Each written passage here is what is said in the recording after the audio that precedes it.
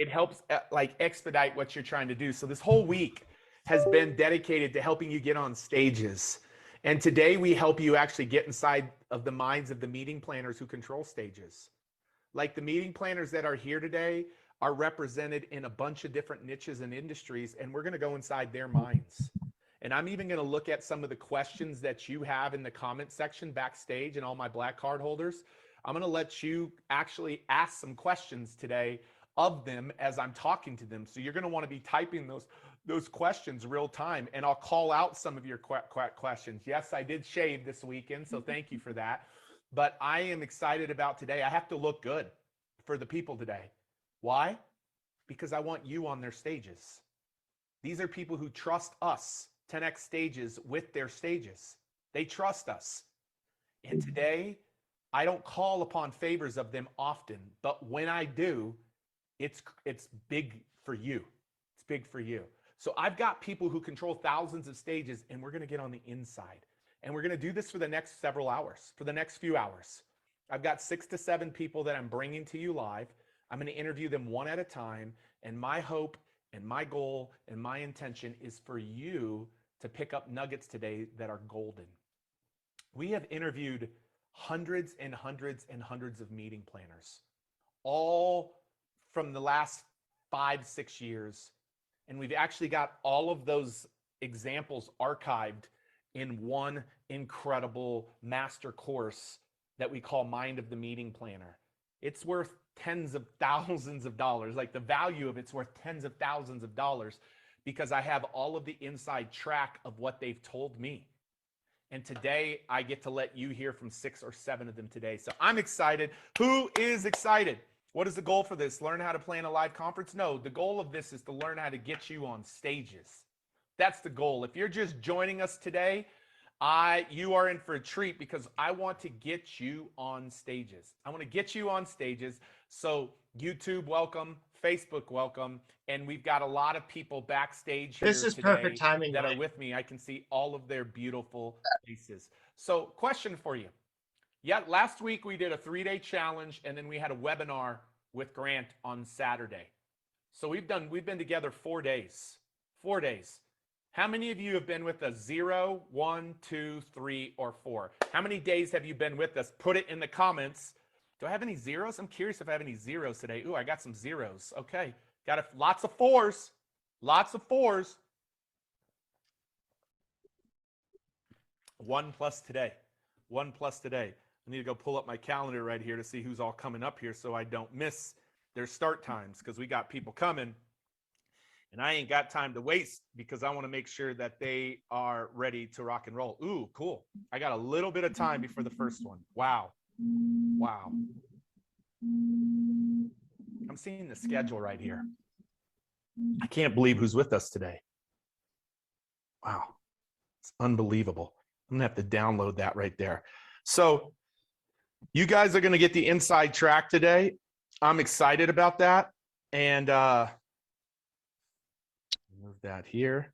Let me move that to save that image. And now I've got it in my images. So now I can see the entire schedule right there. Cool, cool, cool. Hey, where are you chiming in from today? Where are you chiming in? Last week we had so many different nations here. Where are you chiming in? Florida, California, San Antonio, New Jersey, Bedford, New Hampshire, Portugal.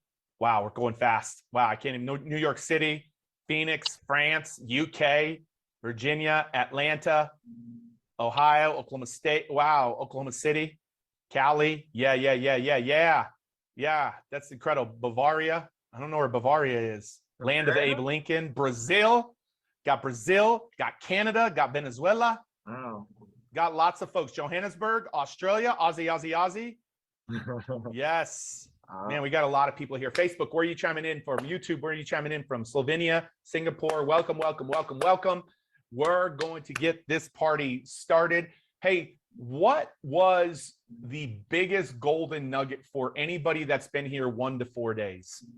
What's been your biggest golden nugget? Biggest golden nugget. Facebook, YouTube, here backstage, your biggest golden nugget. Champion script. You are a giver, dude. Thank you. Appreciate that. Stage value. Grant Cardone, yeah, he had some unbelievable words. Your wounds are your assets. Narrowing my offerings down to 1 or 2. Champions, finding stages.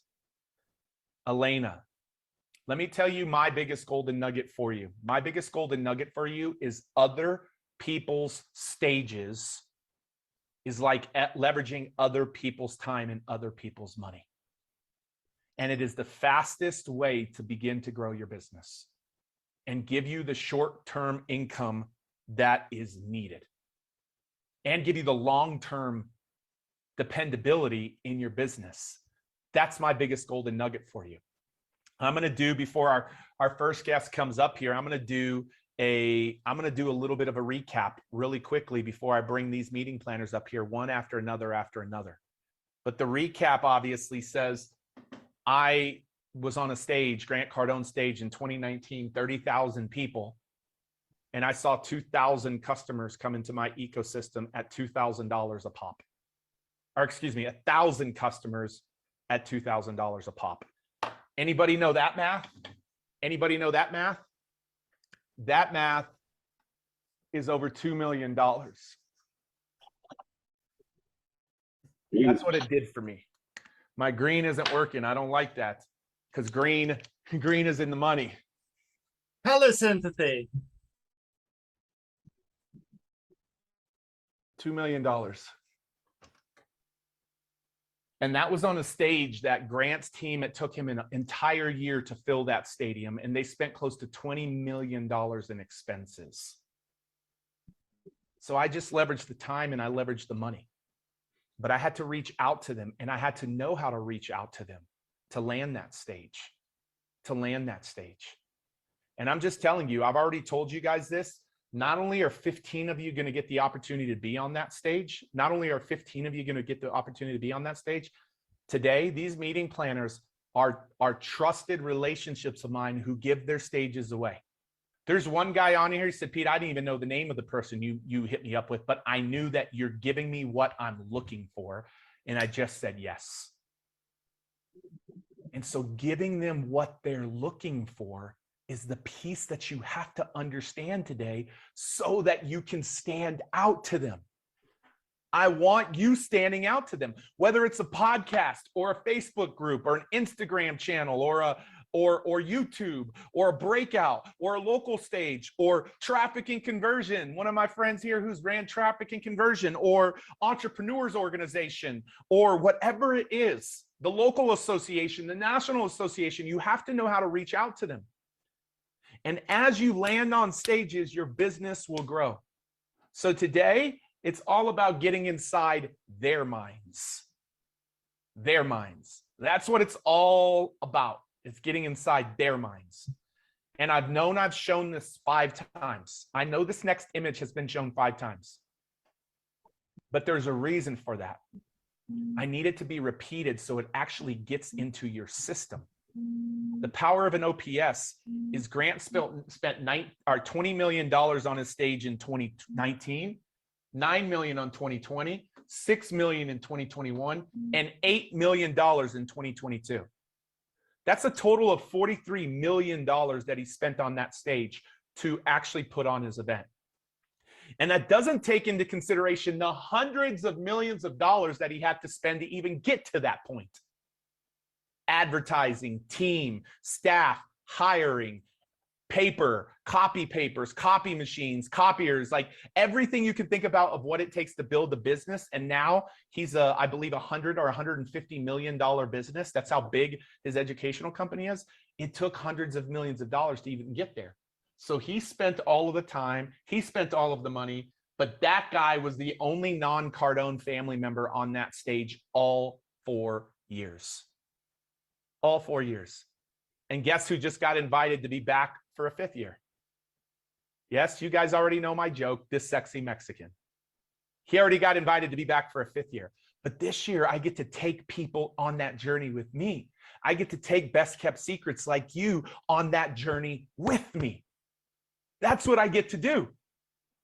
And so everybody that's stepping in to the 10X Stages workshop and all of the bonuses that we're giving to you, you're going to get that chance.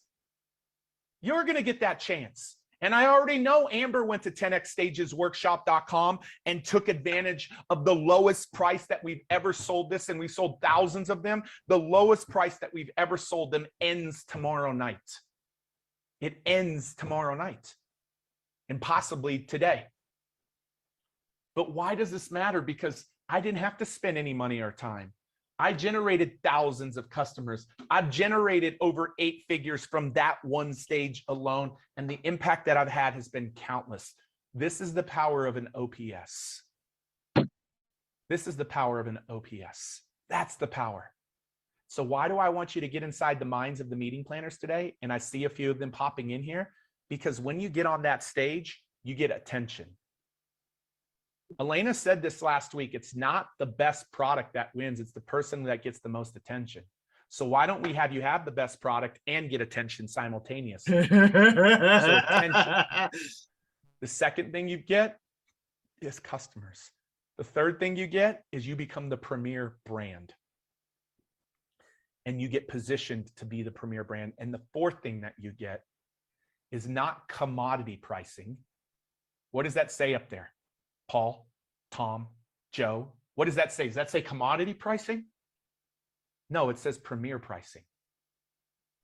I now today charge $100,000 for somebody to spend a day with me. Good for you, Pete. And on occasion, can people possibly barter that if they give me a stage or they do something? Yeah, but not the most part.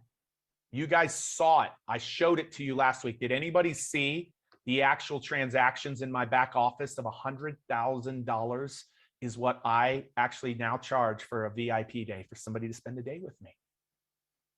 And it blows my mind away as this little small West Texas boy who was a youth pastor and had a hard time asking people to invest $5,000 to spend a day with me, because I had this scarcity mindset and I wasn't thinking big enough. How many of you feel you've got a lot, or maybe even some remnants of a little bit of a scarcity going on in your brain of what your value really is in the marketplace? Am I the only one that felt that way? And still sometimes it pops up and it rears its nasty head up in my life sometimes. And then I'm reminded, no, I'm solving a problem for people out in this world. And when I solve a problem and I do that well, everything takes care of itself. And so you want to talk about premium pricing? Premium pricing. Premium pricing. And guys, I just want to remind you really quickly, the fact, I'm going to say this just a couple of times today because I want to make this a no-brainer.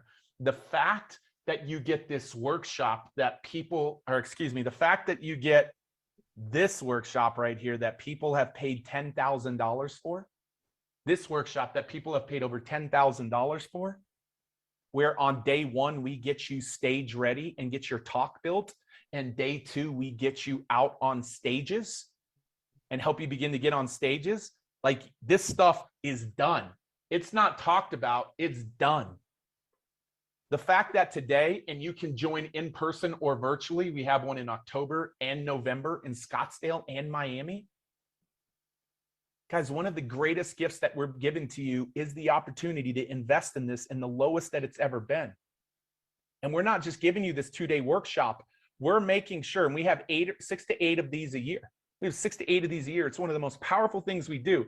We're not just giving you that workshop. We're also giving you a one-on-one, this entire course that's being created next Wednesday. With our little community. You get to go behind the scenes as I create a course in 4 hours or less.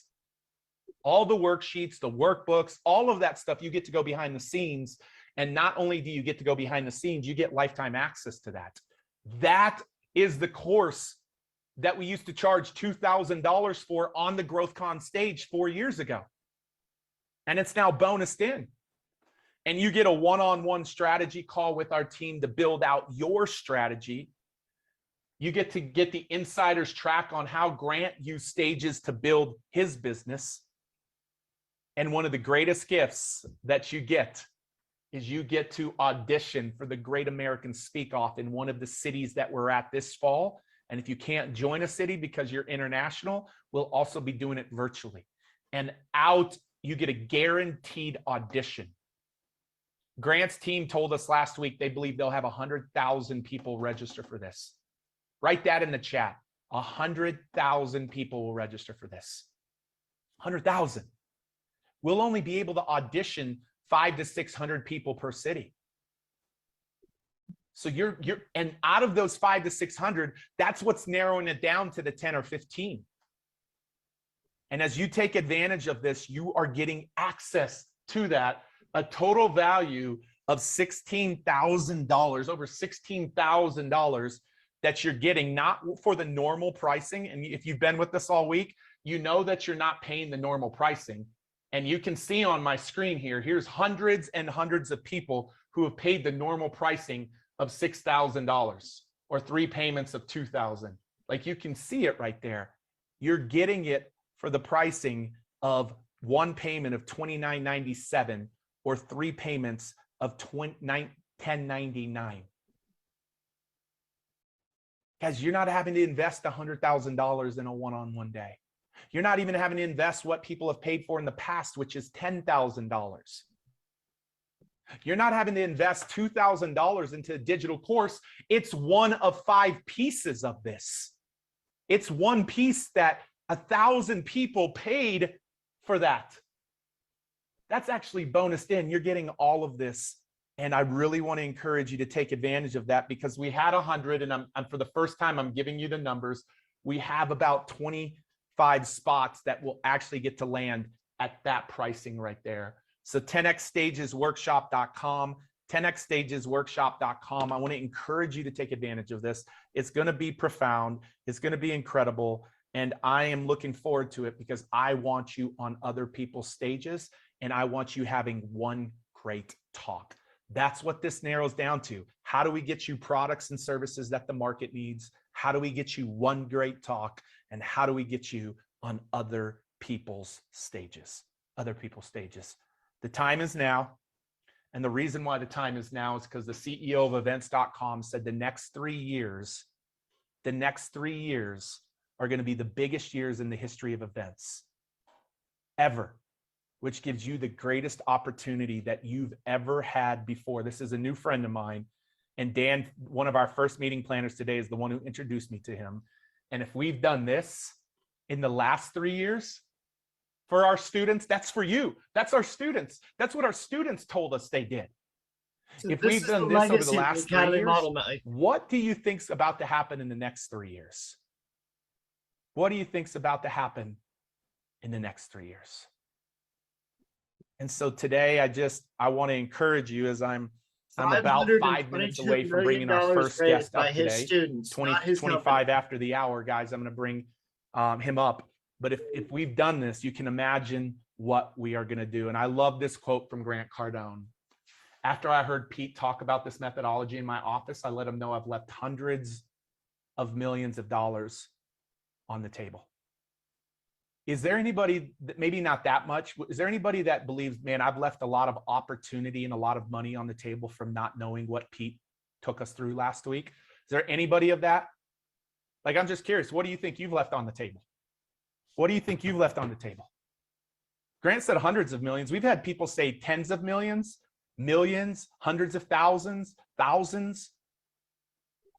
But all you have to do is ask yourself the question, how many of those SVIs, and if you don't know SVI, I'll talk about it a little bit later today. But if you just think about how much SVI you've left on the table, and you've left a lot. Joseph said definitely millions. Gary said tens of thousands. Jorge said thousands. Stephen said $1 million or $2 million. Paul said $200,000. Like, this is what you guys are saying. Joel Marriott said way too much. So today, put a freaking stake in the ground and stop it. Because when Grant heard me speak, he stopped it and he partnered with me that day. He didn't have to think about it. He didn't pray about it. Like, he didn't do any of that. He didn't say, I'm going to get back to you. He put a stake in the ground and he said, I'm partnering with this guy because this guy can help our community and our people do things that I don't know how to do. And I didn't do the right way when I was trying to get on the up and the up. You guys think that's cool? The cooler thing that he said last week is I would have saved him 20 years had he known me when he was 30. He said he would have been where he was at 60. He would have been there at 40. What's more important costing you? Is it money or time? Is it money or time? Which one's more of a cost to you? Because he talked about the money, but do you think the 20 years or the hundreds of millions of dollars? One of my most downloaded videos, which I'm not huge on social media, but one of the ones that got the most views was when I stated this quote: a poverty mindset person saves money, spends time, and saves money. A poverty mindset person spends time to save money. A wealthy mindset person spends money to save time. It's a little nuance and you might not catch it, but when you do, I hope the light bulb goes off for you like it did for me. Why do I believe you're the single greatest asset that you can be investing in? Because you are. And if you can compress time, it's not just about saving money, it's also about saving time. Grant did not have to do the 11,000 free stages. He did not have to do the 11,000 free stages. He didn't. Had he known me, he'd have probably only had to do 1,100 of those because he would have done them the right way. I'm just taking a guess at that. And we could have helped him a lot faster. But guess what? He put in the work, he put in the time, and that's what got him to the point. Stages made him who he is. Stages made him who he is. So last week, and I've got 3 minutes here, 3 minutes, and we're bringing up our first guest. Last week, we talked about the 3 steps to booking stages on demand. I'm not going to spend a lot of time on them, but how many of you now know the stages that exist to you? Is there a little, a medium, or a lot of them? Is there a little or more than a little, I guess, whatever, mid, or is there a lot? There is so many stages. We showed you how to find them on day 2. And then we showed you how to win them on day 3. Watch this, guys. Watch this in the chat. How many of you won a stage and how many did you win last week? In the last week, watch this. How many of you won a stage by what we walked through last week? Look at this. Look at this. Watch it. It's freaking crazy. I mean, that's just with us not just teaching you, but actually having you do some work. You can imagine what we're going to do in 2 days together at this workshop. And by the way, next Wednesday, the September 8th, next Thursday, I believe that is, we kickstart it with taking you behind the scenes of how to create a course. And why would I want you to create a course? I want you to create a course because I want you to have a product that you can sell and scale to infinity. Like, you can scale a course. You can't scale your time, but you can scale a course. So everything kicks off next week. You'll get onboarded today, but everything kicks off next week. So right now, what I want you to be aware of is anybody that chooses to take action today. I'm transitioning into our first gift. Anybody that steps into this today is going to get the entire Mind of the Meeting Planner library. Over 40 meeting planners, over 13 niches, how to win their stage, how to maximize their stage, what not to do, what to do. This has been a $2,000 product of ours. Anybody that's taking action today, the 6 interviews I'm doing today will actually go into here. It is the only library of its sort that exists. And it's powerful and it's profound, because today I want you to get inside the minds of 6 people, and here is another 40, and you can go to your niche or your industry and hear what they have to say, and it's going to give you the insider's track. This is the insider's track. If you've already taken action, no problem. You will also get access to this. And so this is something that we're giving away to anybody that takes action today. So we've got 6 powerful folks, maybe 5 or 6 or 7 powerful folks. And this first one, and I'm pretty sure, guys, give me a heads up if he's not here. I'm pretty sure he's here. This first one has become an incredible friend of mine. He's the youngest founder of a publicly traded company in history. After licensing his apparel for $9.5 million at the age of 19, he went on to scale the energy drink products into 55,000 retail stores. Over the years, Dan Fleischman launched one of the top 5 online poker sites globally, has thrown more than 37 elevator nights, co-founded the $100 million mastermind experience, spoken at over 200 events, angel invested in 36 companies, and his agency Elevator Studio has spent over $60 million with social media influencers for fashion brands, film studios, mobile apps, and consumer products. Dan's main passion is his Model Citizen Fund charity, which creates backpacks for the homeless filled with 150 emergency supply items inside. The guy has hosted probably over hundreds of physical and digital events. I'm pretty confident, I'm doing the math in my head, for sure, hundreds of physical and digital events, specifically for entrepreneurs in the real estate space, in the investing space, in the crypto space, in the nonprofit space, in the, I could go industry after industry. And so I'm excited to welcome our first person who controls lots of stages to the stage, Mr. Dan Fleischman. Hey guys, give it up for Dan. Come on. Give it up for Dan. Woo! Hello, hello. What's up, bro? Good to see you. I'm actually throwing an event tonight. Are you really? Wow. Any speakers there tonight? It's my birthday party, so I got Travis Barker performing and 2 Chainz performing as well. Oh man, come on. Dude, I was supposed to be there. I might have to catch a flight and just get over there. I forgot. Jeez. Yeah, man, this guy is incredible. So Dan, anything that I might have left out anything that I might have left out that could have been a just insight to you and people knowing who you are. I think that intro is pretty powerful in itself. No, you got it all.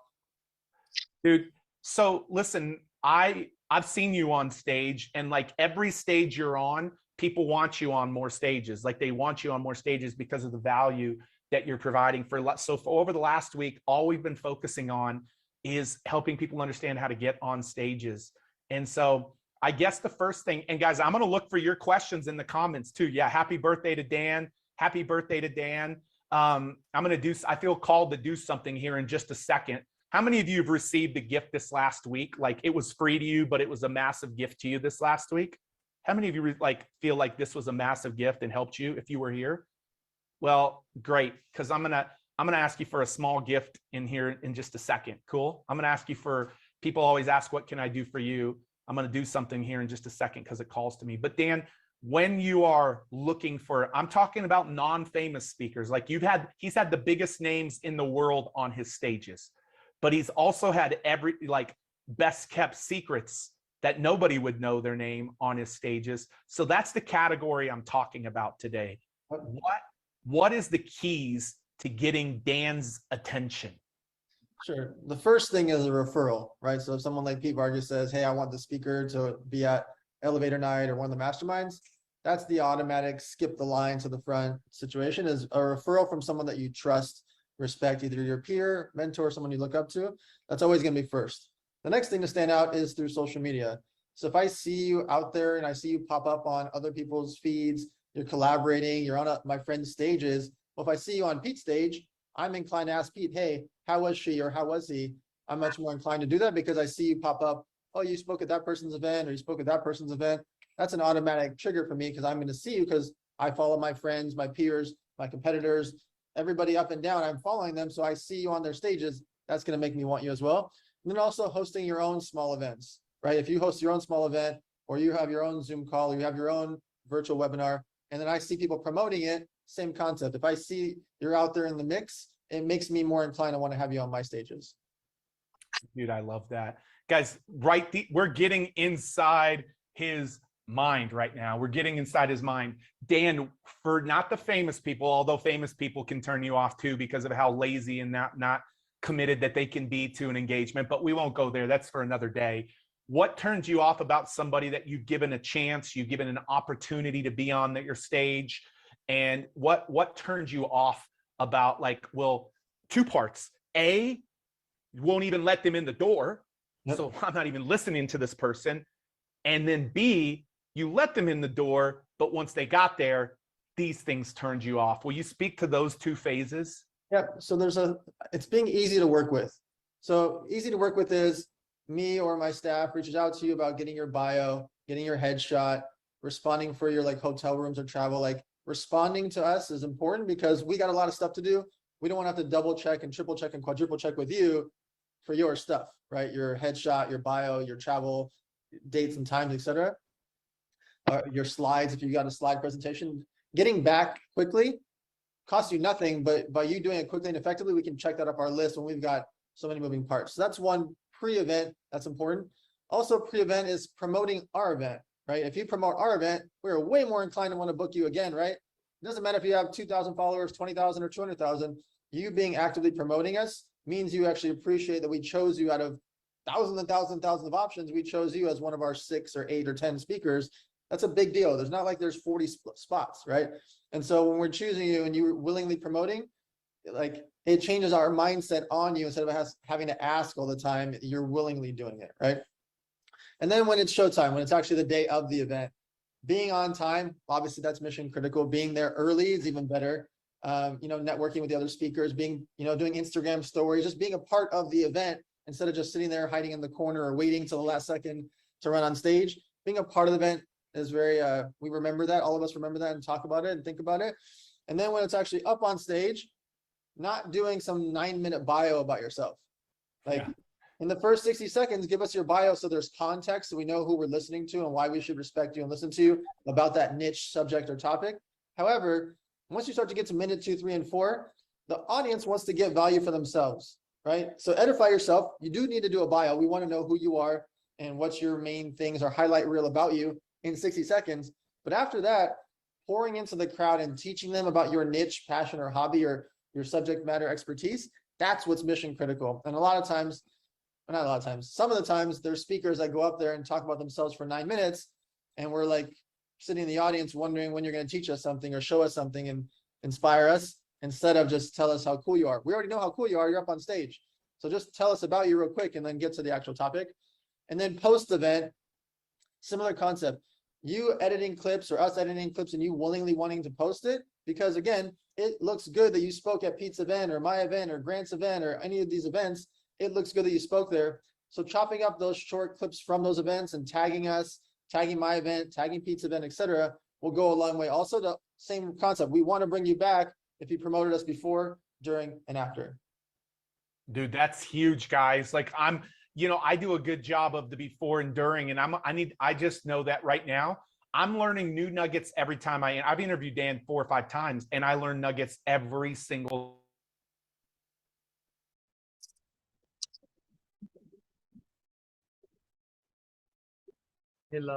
That's the thing. Like right now, the domino effect for me is I can only be on so many stages. I'm to the point where the dominoes, I have more stages to choose from, but that wasn't the case 5 years ago, 4 years ago, 3 years ago. And what you're learning from Dan is the reason. Dan, I think one of the most powerful things is obviously to deliver the goods. You have to deliver the goods. When somebody delivers the goods on stage, it becomes very impactful.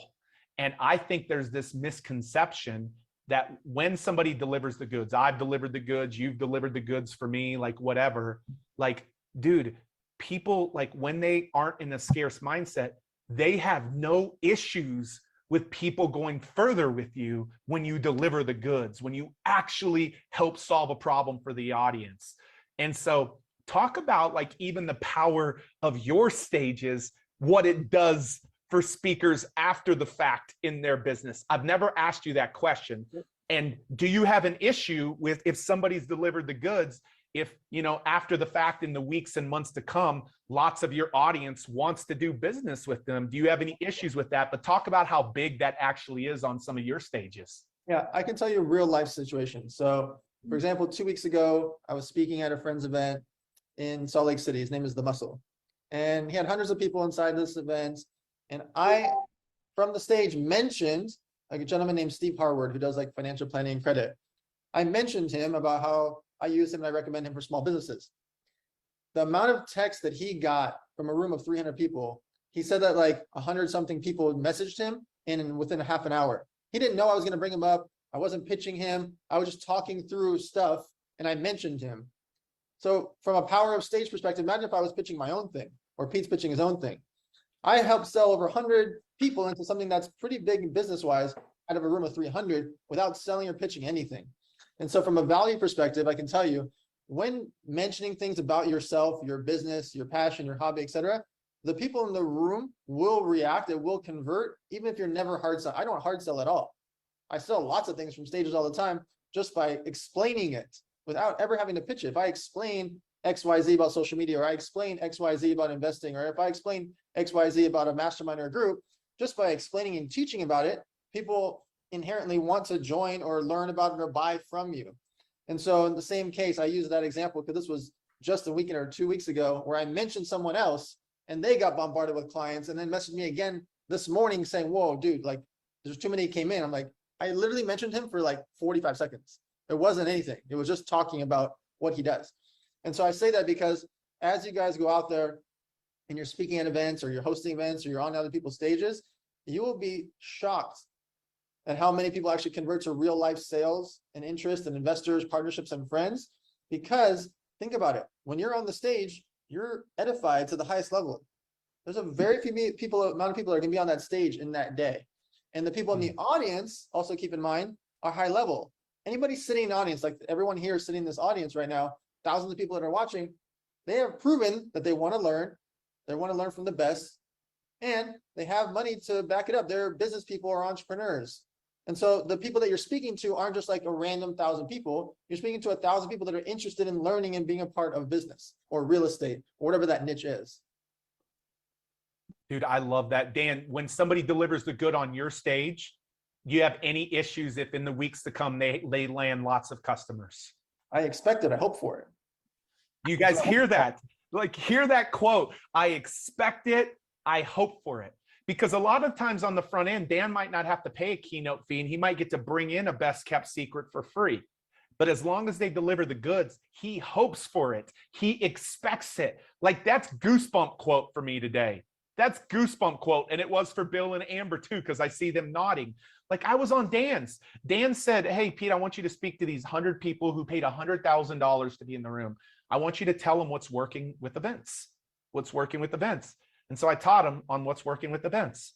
I never made an offer. I didn't even talk about the fact that I had a product or service. I delivered the goods. And I'm a little bit like blush to say this, but like 3 or 4 customers came of that. Dan got to experience one of them whose event we took from $1 million to $7 million. And another one, that one stage generated a couple of $1 million for me. And there were probably 75 of the 100 members in the room. 75 out of 100 members in the room. And that's what that one stage generated for me. So when you deliver the goods, Dan just said it, they will want to do business with you. I'm going to take a question from the audience. Dan, anything? Hey guys, go up. Dan, anything else you want to add to that as I'm looking for a question? Just keep in mind when you're at other people's stages, if you are going to ever hard sell, you're going to want to talk with the people that are throwing the event if you can hard sell. And usually you'll do it like a joint venture. You can do 20 to 50% to them, et cetera. Pete can teach you all the details about that. But if you're ever going to actually do a hard sell presentation or actually have a slide about what you're selling or offering, you do want to clear that with the host of the event. That's important. And a lot of times you can do that as a joint venture where you guys are sharing revenue and they'll help promote your sale or pitch as well. Just keep that in mind. When you're soft selling, it's different. If you're actually going to be hard selling, which is fine, just make sure you clear that with the event owner. Hey, so I'm going to ask a couple of questions and then we're going to do something cool to really to give back for this last week. Dan, Greg Broughton says, so I have a reverse question. What are the top 2 things a prospective speaker should not do? Should not do, meaning they haven't been hired. And then guys, any other questions, drop them. I want to ask your questions today. What's that? What would you say to that, Dan? You should not be expecting a carrier pigeon to show up with an invitation. You've got to go out there and actively DM, email, contact people that are throwing events. It's going to be really rare that I just DM you like, hey, do you want to come speak? It's only gonna happen if I saw you at Pete's event, or I saw you at this girl's event, or I have to see you actively out there. But if I see you, it's like, I still, you need to message me, or you need to message Pete, you need to message the people that are throwing these events. And it might not be the first time you reach out and automatically get picked, obviously. Like, there's lots of people messaging us, but you also can't expect the carrier pigeon to show up with the invitation. You've got to be out there networking, being at things like this, being involved in Zoom calls like this, networking with the people in the chat, like being around is how you get noticed. And would there be one more you would drop in there? I think a lot of times people look at the event space selfishly for themselves and what they can do for themselves. And if you flip it the way I do, like, I don't know if you, like, I speak at 200, almost 200 events in a year. And I don't need to or want to go speak at that many events. I do it because my friends' events, or I'm paid to speak at it. My friends' events, a lot of them I'm doing for free, and I'm paying for my own travel because I don't even want them to pay for my travel. I want to do the full favor for them. But then so many things happen from it. Investors, businesses, partnerships, they speak at my events for free and we trade. Like, so many things happen from me just being actively out there speaking at 150 to 200 events throughout the year. But by doing it, so much happens that sometimes nothing happens. Or sometimes something happens 6 months, 12 months, 2 years, 3 years later from that event. But by changing the perspective of the fact that I don't need to selfishly be thinking about every single event on a case-by-case basis. By being actively out there and being at Zoom calls and being at live events and networking with people and staying longer than I'm booked for the times I'm paid, I might be paid 50K or 100K to speak somewhere, but then I'm not there for the 45 minutes and disappear.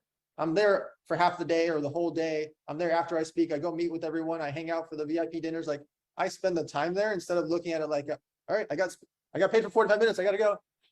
Like, being a part of these events and being a part and helping the person throwing the event, there's so much stress involved in actually throwing these events. But the more you can do to help these people, I think just changing the mindset of less about you and more about them, more about the people in the seats and more about the people that are throwing the events, it will get you so many referrals. I can't even explain it. Dude, if you guys just write one nugget down, like, that's the nugget. Like, I'm coming in agreement with that.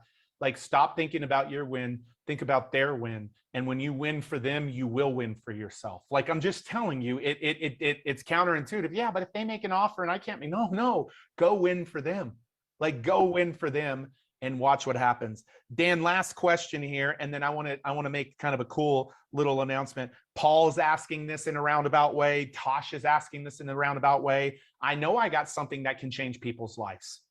I know it because I've proven it. But I have imposter syndrome, or I'm a young entrepreneur, like, or I haven't been on a stage. Can I still get somebody's attention? Like, when I'm dealing with all of that, I know I have something. That's not the question at hand. It's like, I'm young and I'm not like as advanced or as seasoned as other people. What would you speak to that person who a lot of people have mentioned something like that, Dan? So, funny story. Many years ago, I actually wrote a book, which I never published, but I still have it fully written. And it's called The Youngest Guy in the Room. I started my company when I was 17 years old. 19, I was doing $9.5 million in sales. The people that are working for me are 30, 40, 50, 60 years old. The meetings I'm going to with grocery stores are 40, 50, 60, 70-year-old executives. And I'm 19, 20, I'm a baby, right? Going into these rooms. You have to remove the fear part. I went in with confidence because I had the best tasting energy drink on the planet. And I believed it. I still believe it to this day. It's stuck in my mind. If you are the best at something, you're the best at fitness, you're the best at real estate, you're the best at makeup, hair, fashion, beauty, welding, cars, whatever it is your expertise is in, study as hard as you can, practice as hard as you can, and actually be the best at it and know as much as you can about that thing. It will remove any fear you have when talking with Pete and say, hey, I want to speak at your event. It will remove that fear by being good at something. It will remove your fear of talking about it.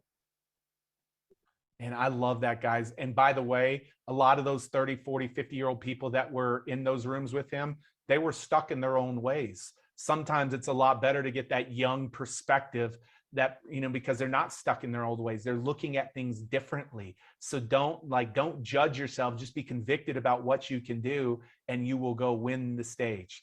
So guys, how valuable has this been? Like, Dan's been with us for 16, 17 minutes. It's been so valuable. This is what I want to do. I wasn't planning on this. I'm just listening to my internal voice. I want us to make a commitment as a group. I've given you a free gift, which was my time. I've given you over a day of my time the last week. And yes, many of you have stepped into working with us so we can help get you on more stages, get your talk dialed in, all of that good stuff. And I'm grateful for that, but I want to give back to Dan's group today. So Dan, you have an incredible thing in California where you give backpacks and emergency things to the homeless. Is that correct? Can you speak just really briefly about that? Yep, we just had our 10-year anniversary. It's called the Model Citizen Fund. We make backpacks for the homeless with 150 emergency supply items inside. Half of it's food and drinks. The other half is cleaning supplies, a watch, hat, poncho, sleeping bag, all the different items, duct tape, all the items that they could need, like a first aid kit for people that are homeless. And then we give it to women abuse shelters, teen abuse shelters, orphanages, and then mostly to homeless shelters. Dan, how much does it cost? Yeah, thank you, Amber. Like, you guys can clap for that. Like, that's a need. Something, Dan found something that broke his heart and he gives back to it now. Dan, what does it cost to fund one backpack? Like, what does that cost to you guys to do? All 150 items plus the backpack, we have it at $100 out the door. It's a 0% charity, meaning I cover all overhead, all staff, all events, all everything.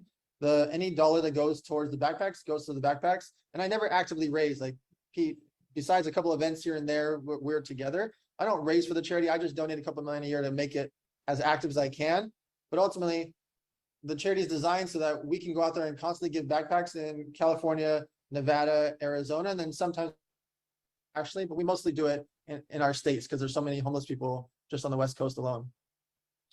Hey, how many of you guys, what would you say, like, here's what I'm going to do. We have a lot of new students coming into our world of what we're talking about. I'm going to donate one backpack for every new student. So that will be a lot of backpacks right there. How many of you would actually say, I'm in for one, I'm in for two, I'm in for three? Like, drop it in the chat on Facebook. I just want you to drop it in the chat because then you're staying committed to it. Like, I see one. Hey, come on, where's my first two? Where's my first two? Like, I see two. Where's my first three? I got 5 from Amber. I got 5 from Chad Hartswith. I'll commit to 5 from Bill. Emily said I'll commit to 5. Sandy said I'll commit to 10. Wow. Lisa said I'll commit to 3. Tasha said I'll commit to 1. Thank you, guys. Like, you want to see reciprocity at place. Like JB, my boy, said I'm in for 6. JB, I'm going to ask you to take it up to 7 because that's completion, baby. That's completion. That's the complete number. 9, 1. Cool. Guys, the link is in the comment section. I'm going to give 1 for every new student. So there will be a lot in that. Plus what you guys did. I bet you that's a few hundred, at least a few hundred. Make a commitment by a number. Don't just keep it internally. And I'm just going to ask you to be your word. Be in integrity with your word. Guys, drop that. ModelCitizenFund.org, right, Dan? ModelCitizenFund.org is where you want to go. ModelCitizenFund.org. I would love to see Dan's online sales of funding backpacks light up today. Light up today. So Dan, I know one thing. I just saw this slide. It looks like, dude, it looks like we're going to be able to give a little gift away to one of our students, at least one of our students, right? At least. At least. It looks like Dan's saying we can get 1 spot on an elevator night, which is a physical stage. Now, I'll have to recommend the right person. I know what Dan's looking for the right person, but I'll get to have at least 1 spot for elevator nights. Is that what I'm seeing, Dan? I'm just seeing this for the first time. I want to clarify. So I throw elevator nights 6 times a year. I meant 1 spot every time. So 6. Yeah, come on. Let's go. Let's go. I didn't know that. So guys, from our ecosystem, we're going to be able to do that and give a stage away. Now it's got to be the right fit person. Like, I have to know that you're going to knock it out of the park and it's the right audience. And Dan already trusts that in me, but this is only for our student base. Dan, dude, I know that you say yes a lot to us, dude. I'm so grateful for allowing us to bring some of the best kept secrets to you. Any final thoughts before I let you go here? Yeah, elevator nights, I've thrown it 49 times. We get 300 to 1,000 entrepreneurs per event. We do it all over the country. So Pete, you pick your half a dozen people and we'll do it. Dude, I love that. I love that. Hey guys, Dan, thank you so much. And dude, thank you for what you're doing on the charitable standpoint. You've got lots of people who are going to give back today. I'll just bring you a check myself. I'll just get you a check cut myself. But we got probably several, a couple hundred backpacks that are going to be given across the state of California, bro. So thanks for being here with us today, bro. Appreciate you. Everyone, have a good day. Thanks. Yeah, guys, come on. Come on. Like, here's what I love. Can we not bring that slide up right there? Like, look what I'm seeing. Can y'all bring that up? That's on here or no? Okay. Like I just saw one spot available for this event. He hosted nationally. He's saying no, every one of them. Now, why would Dan trust me? He would trust me because he knows I'm going to make sure your talk is out of this world. Your talk is out of this world, which is all day one of what we do at the 10X Stages workshop. And then day two is all about landing stages on demand, like putting a system in place. Dan said the carrion pigeon is not going to come for you knocking on your door saying, hey, will you be on my stage? Like I had to go out and seek this next person before I was on her stage. She wasn't looking for me.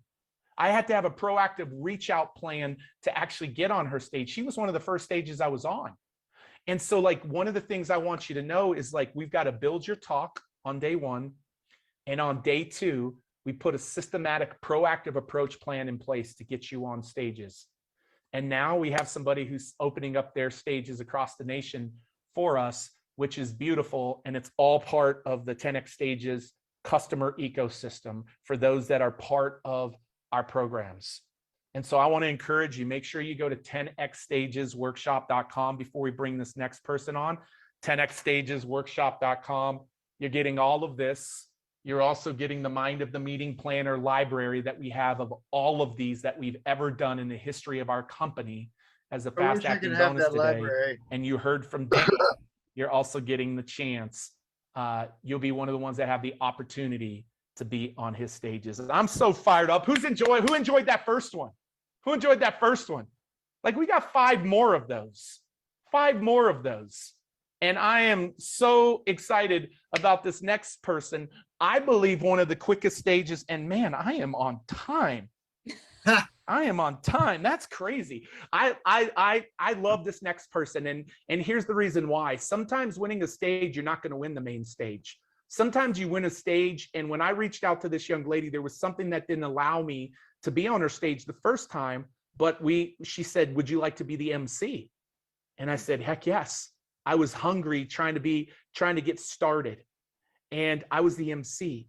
And my whole thought process that weekend, I remember being in the green room. I remember thinking, how can I move the needle for her? Because if we move the needle for her, like Dan said, she's winning. I call her a young lady because she doesn't age at all. And she's become a good friend. And every time I see her, it's like we pick up. Angelique Ruers is the bold, always blunt, and unapologetic CEO of Bold House, an Inc. 5000 fastest growing company, which helps experts and speakers win corporate clients. She's been called the undisputed champion at helping small businesses land big clients. Her company, Bold House, has mentored more than 10,000 small and diverse business owners in 72 countries. She has global conferences that bring entrepreneurs together with major brands like Coca-Cola, UPS, AT&T, Accenture, Intel, IBM, HP, Marriott, Chevron, and many more, and was one of the very first stages I was on in Scottsdale, Arizona. Would you guys welcome to the stage my friend Angelique Ruers? Would y'all give it up? Come on, backstage, Facebook, YouTube, all of my VIPs backstage here. Light it up. I think she's here. I'm just trusting she's here. I'm here. Yeah, I'm here, Pete. How's it going? Good. How are you? I'm amazing. You keep calling me young all you want. That works. It's true. It's true. And I love having you here today. So welcome. Anything I missed that you would want people to know? You know, just one thing, one of my passion projects right now is working with the United Nations Women's Peace and Humanitarian Fund. And Kristen Bell is our official spokesperson for that committee with the UN, but we're trying to raise money all over the world to get more women's voices in war-torn parts of the world, part of the rebuilding, and to really prevent conflicts before they start. And so if you guys get a chance to check out that Women's Peace and Humanitarian Fund, we would just encourage you to do that. That's something that's really near and dear to my heart right now, Pete. And you know, one of the things I taught last week, Angelique, I launched, and guys, if we can turn off this main light in this room, that would be great. One of the things I launched last week was one of our first masterminds. I've been asked to do a mastermind for a long time, and I haven't. And last week, 55 of our founding members were here. And one of the things we talked about is, and what I love about even all of our guests today, it's one thing to make money, and it's another thing to actually make your money matter, to make your money matter. And a lot of you saw the video that I did last week. Last week, I just felt compelled last minute for Tim Tebow. He was with us last week. And then, I love how passionate he is about, like, be passionate, like unapologetic. Angelique's unapologetic. Tim Tebow's unapologetic. They're unapologetic for the things that they're passionate about. But one of the things I love and seeing in these entrepreneurs is also their hearts, like Angelique, like Dan, like Tim, in caring for something more, because when you make more money, you can actually make that money matter. I'm not saying all entrepreneurs make their money matter. A lot just live in the bucket of like, I'm just going to freaking get as much as I can and keep it all for myself. But I love entrepreneurs who step into that bucket of wanting to make a difference. And that's why last week when he was here, you guys saw this. He spoke on a stage of 55 to 60 people. I keep saying 75, but it was closer to 60 in the room. And I was so compelled by the message that he gave on one small stage that I asked that group to raise some money. And we raised $1.7 million in 15 minutes. In 15 minutes with 55 people. And so, like, another thing I love about what we're doing here, Angelique, is like, it's one thing to make it, but it's another thing to make it matter. And it sounds like I know you're in that bucket because of what you're doing with the Women's Peace Initiative and all the things you've done. Maybe speak to that, like anything. I know that's not about getting inside the mind of landing a stage, but anything you would add to that? I'm glad you're talking about it, Pete, because I do think that it matters what we care about. It shapes what our focus is, but it also helps us move through fear. When there's something bigger than us, one of the biggest shifts that happened in my business was many years ago, it's probably 9-10 years ago, when I stopped making it about me. Like, could I book that stage? Could I land that webinar? Could I be chosen for X, Y, and Z? Could I get that client? And instead, I made it all about the service, and coming from the place of service to the world, everything really shifted in my business. And, if you bring that mindset to booking stages, then honestly, even from your first outreach, you're going to come at it from a completely different place and strategy. And it really shows up in the way people reach out. Are they coming from a place of service, or are they coming from a place of, I'm trying to get that stage. I have to get that stage. I have to get in front of that person. I have to get that client, the getting versus the service. And so I think it really touches on everything that you're talking about here today. I love that. I love that. The parallel of that, guys, is so huge. The parallel, and listen to the common themes that you hear in everybody. Everybody's going to have some unique nuggets for you, but there's going to be these common themes that stay true throughout the day. And I hope that you'll pay attention to those. So Angelique, like, getting into the world of events, I know you do lots of events for corporate folks. You're the best at what you do and helping land corporate consulting. We refer a lot of people your way. We tell them about you. Now, you hire, you bring in a lot of speakers, and you've brought in a lot of speakers over the course of your history. Oh, yeah. The non-recognizable famous ones. I'm not talking about them today. I'm talking about people who the world might not know. Mm-hmm. What is it that you're looking for when you're making a decision about a speaker that isn't well known, that maybe can't fill your seats, but what is it that stands out to you? What are you looking for in that? Yeah, the very first thing is how someone approaches us. I can't tell you how many people approach me directly and turn me into their secretary. And it's really confounding to me. And I could have pulled up, at least 5 speaking pitches from just, I'd say, the last 30 to 60 days in my LinkedIn alone, where people are asking me who on my team they need to get to in order to talk to us about speaking on our stages. Now, I'm the CEO of the company. If you read my profile, you're going to kind of get a sense of my personality and who I am. I'm a busy mom of twins. I have this very successful, fast-growing company. It's not really my job to do that homework for you. And there's so many options. If you would have gone to our website, there's an email address there to reach out to our company. There's a way to book a call with our team, or amazing tool called LinkedIn, and you could have actually looked at who else is on my team and looked at their job titles and at least started with someone more junior on the team than me. Now, if you were getting nowhere and you came to me and you said, Angelique, I've listened to the last 2 free trainings you did, your last 2, I just got off a LinkedIn Live about scope creep literally minutes before I came here. And you could say, I just saw your LinkedIn Live about scope creep and consulting and coaching engagements. And you mentioned this, this, and this. And I reached out to this person, this person, this person on your team. I don't, I'm not sure if they've seen it, but I wanted to let you know I've done that work. I reached out to them. And then here's why I'd be such a great speaker for your community. And that's where they would get into the relevance of saying to me, look, I already know that you guys are the leading experts at teaching consultants and coaches and trainers how to win corporate clients. But here's a related topic that it doesn't appear from looking at your website that you guys cover. It would be complementary to what you do, i.e. not directly competing with what our core expertise is. And then, obviously Pete doesn't need anyone on his stage to teach people how to book stages. We don't need someone on our stage teaching conflicting information to what we're teaching about winning corporate clients. But there are lots of adjacent topics that are not so much of a stretch that I'm going to have to bend my audience into a pretzel, helping them figure out how that's related, and also isn't going to create a conflict in my room between our core area of expertise and what they're teaching. So first is, don't make me your secretary. It's really insulting. And 2, explain to me how you're going to be relevant after you've already taken a little bit of effort to at least watch a couple of my media interviews, my lives, my YouTube, something that tells me that you cared enough to look into it. Most of the pitches that we get, Pete, are really generic, and it's all about them. They don't mention us. They don't mention our target clients. They don't mention our audience. They don't mention anything we have recently done in the world. It is all about the speaker.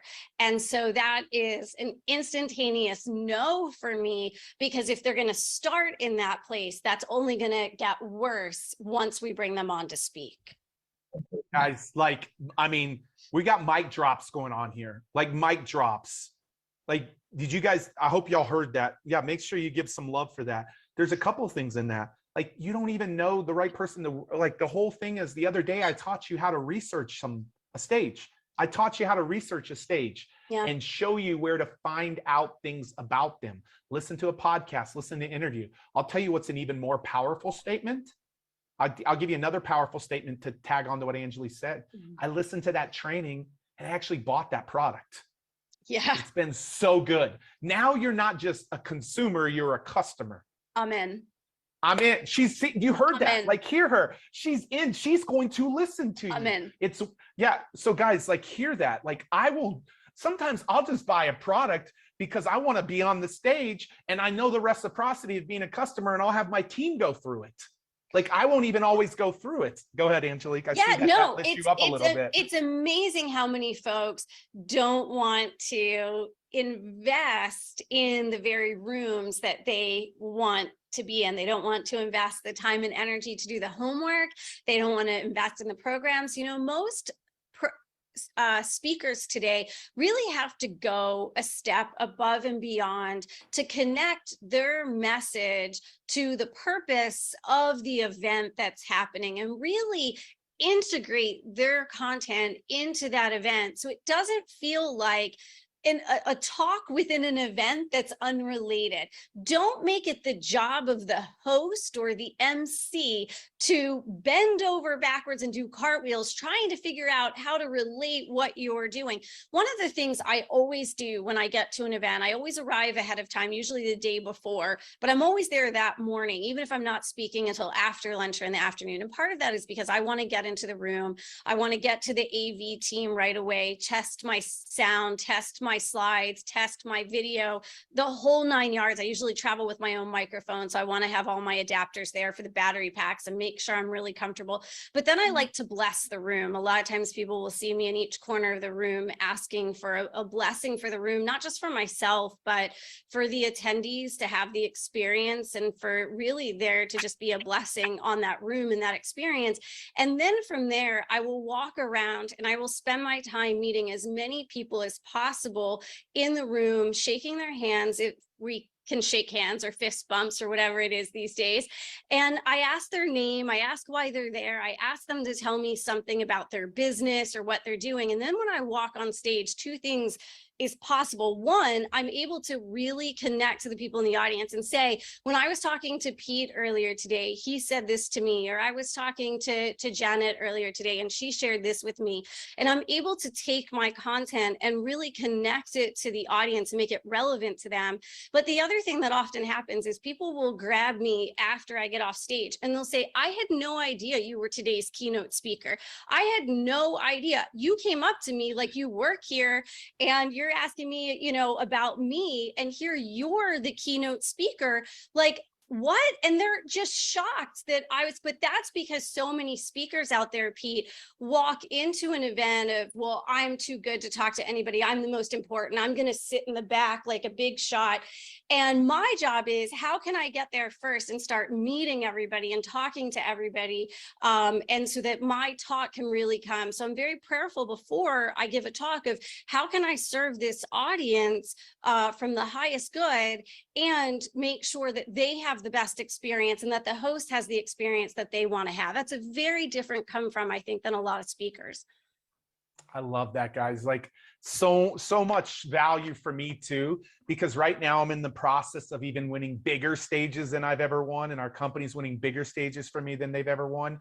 And all of these nuances matter. Everything Dan's saying, everything Angelique's saying. Angelique, I'm going to take an approach, maybe one or two more questions for you. I'm going to take a different angle. Let's talk about small beginnings, because like you don't have to have a big stage. Like my stage of being your MC led to many other things that you and I have both done together over the years. So talk about the importance of even small beginnings and even small stages and how impactful they can be. I don't know that I've ever told you this, Pete. So this is, you never know. So the very first, so back in 2006, I started my consulting company. In 2007, I started teaching small business owners how to sell to corporate, but it was almost like a side thing to my corporate consulting business. And I decided I wanted to get out there and start speaking because I really thought I wanted to go more fully in this direction. My very, very, very first talk that I ever gave was in a shopping center. It was at a place before they had these subscription boxes of dinner that they now send to your house, like Martha Stewart and Plated and, you know, HelloFresh. There used to be places in shopping centers that you'd go in and you'd like scoop all the ingredients into these bags and you'd take it home. It was, I forget, it was called like Dinner Time or something like that. Yeah. And this woman who owned it, she had these women entrepreneurs come in once a month for tea, 6 to 7 people. And that was the very first group that I spoke to, was in the middle of nowhere in this rundown shopping center to 6 to 7 entrepreneurs. I think 2 of them were Avon reps. I mean, they weren't even the right audience, but I felt like I was going to throw up in the parking lot. I was so nervous to get out there and do this. Here I am, an Inc. 5000 CEO today. We've worked with tens of thousands of people around the world.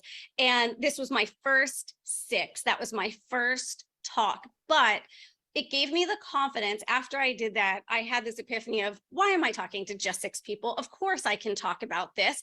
And so my next talk was to 20, and then 40, and then 100, and then 200, and then up and up and up and up. But I'm so glad I took that very first opportunity. I think I reached out to maybe 30 organizations across the Baltimore region, and just one said yes to me, and it was her.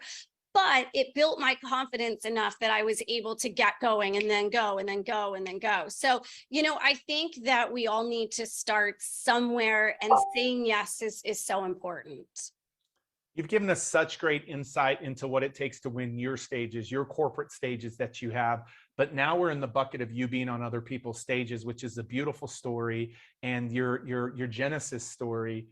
I'm just curious, just to guess, from being on OPSs, which I call other people's stages, not your own, what do you think, just a ballpark of what can be attributed into your business since 2006? We're now in 2022. Oh my How much do you gosh. think can be attributed from you being on other people's stages? Yeah, well, so it's interesting because so often other people's stages, so our Bold House Groove event is in October. And so, I think about when we look at who those attendees are, often they've come from me speaking in other rooms, in person and virtually. So, I would say easily 50% of the revenue that we generate is all from other people's platforms and stages. Easily 50% comes from leveraging that. And that would be a mix of in-person and online. And obviously the percentage of that has varied due to the pandemic, and it has really sprung back. I'm speaking at 2 events besides for my own 3-day conference in October. I'm speaking at 2 other events, one at the beginning of October, one at the end of October. So they're back. I mean, stages are back. I'm on flights. I'm so happy that we're back to both now, having fully realized the potential of online and the in-person. But I would say, I mean, you look at our revenue over the years, I mean, I would say easily 10 million over the course of that time came from other people's stages and platforms that ultimately came into then moved them to our platforms and then came into our community.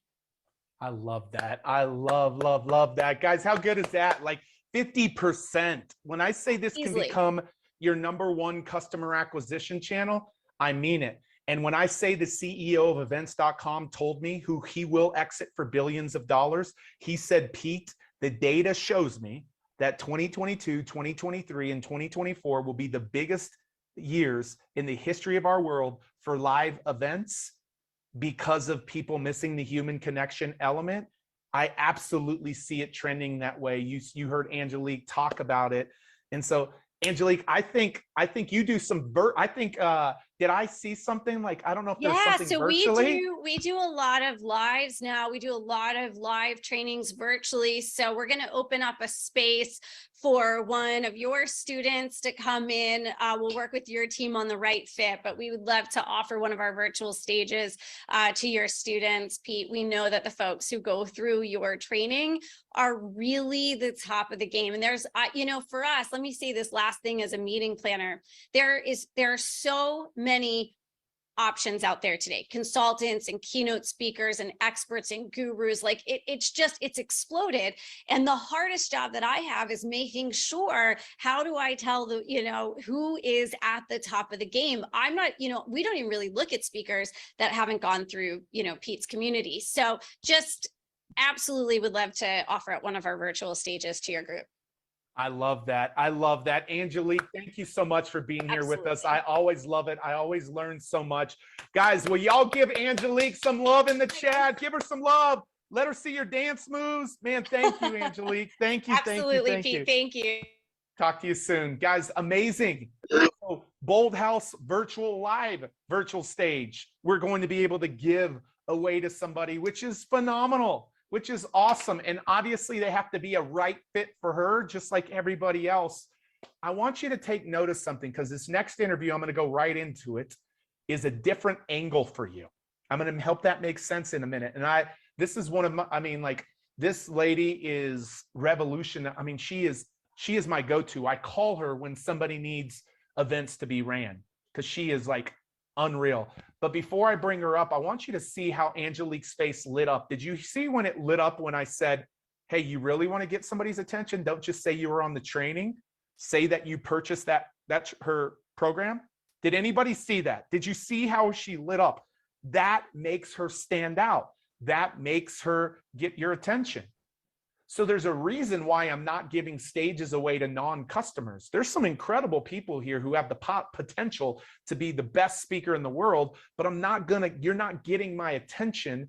And it's not just about going through my program. It's about making sure that the program makes you incredible. So when I recommend you to someone or you land something, they are like, wow, there's another incredible person that Pete's brought to us. And so you want to get people's attention. I do it all the time. I'll buy something, I'll invest in them, because I want to make sure and really stand out and get their attention. So I love that she said that. Guys, remember, if you go to 10xstagesworkshop.com, 10xstagesworkshop.com, you're getting all of the $16,000 plus in bonuses for one payment of $29.97 or a 3-pay. And this is something that we sell day in and day out for $5,000 to $6,000. And I've shown that to you all week long. You're not only getting the bonus of the meeting planner library. Have these interviews all been fired already? All of these interviews will go into that library, an archived library. You're getting that as a bonus today. And obviously you're seeing a lot of people give stages away. Our next guest that I want to jump into, and I want to help you understand something. Don't make Angelique your secretary. You heard her say that. But if you're with me this week, one of the things I taught you is that the meeting planner can either be direct, which essentially means they own the stage. They can say yes or no to anybody. But I also told you, and Angelique, the bigger the stage, the more indirect you go. They don't own it. They're either part of it, or they run it, or they're connected back to the person who owns it. This is valuable right here. This is valuable in here, right here. And so there's the direct, which Angelique and Dan play that role, but there's the indirect. And that's what this next person is going to represent. Now, listen, she doesn't own these events, but she runs them. She's not on the internal team. She's not an employee, but she runs them. So right now we're running an event in October. We're helping with the sales and marketing strategy of somebody else's event in October. No, excuse me, November. And they didn't have somebody to run their event. So this is the person that I called to go run it because she can knock it out of the park for them. But the other thing she can do is she doesn't just run one event. She runs dozens, if not hundreds of events a year. So what I'm teaching you right here is a nugget in itself. Do you guys see this? It's a nugget in itself. She This comes runs from our lots of party events where plan Angelique division. runs her own events. Because she owns them. But Deanna runs lots of people. Deanna Rogers has been coordinating and directing events for 15 years. She started with smaller real estate events in the Austin area with as low as 20 attendees, and then grew to running large international events with audiences as large as $10,000. She is currently the events director at Digital Marketer. She's responsible for one of the largest marketing events out there called Traffic Conversion, also known as TNC, along with other events such as War Room Mastermind, Certified Partner Programs, a new event called Content and Commerce, Get Scalable. I could go on and on for 33 minutes with the events she's running, but because we don't have the time of that, Deanna and her team produce over 30 live events around the global year, hundreds and hundreds of digital events every year, and runs one of the largest marketing events, like I told her. It's her 50th birthday last week. Would y'all give some birthday love to one of my dear friends, Deanna Rogers? Yeah. Hey, Pete, how are you? Good. Happy 50th. I would have thought 40th. Ooh, thank you. I appreciate it. Yes, it was an incredible 50th birthday. So thank you. No, I love it. I love it. What do you think about that? What do you think as I say that? Because Angelique's like, dude, don't go to me. Like, go to somebody on my team or go to somebody else. But what do you think about that? Like, there's a lot greater possibility in someone who might be running the event, especially running the event. Like, even if this is their internal team or an employee, they're still only representing their events. But somebody who actually runs the event, I mean, you probably have to refer a lot of speakers to all of the events you run every year. Like, speak to that, Deanna.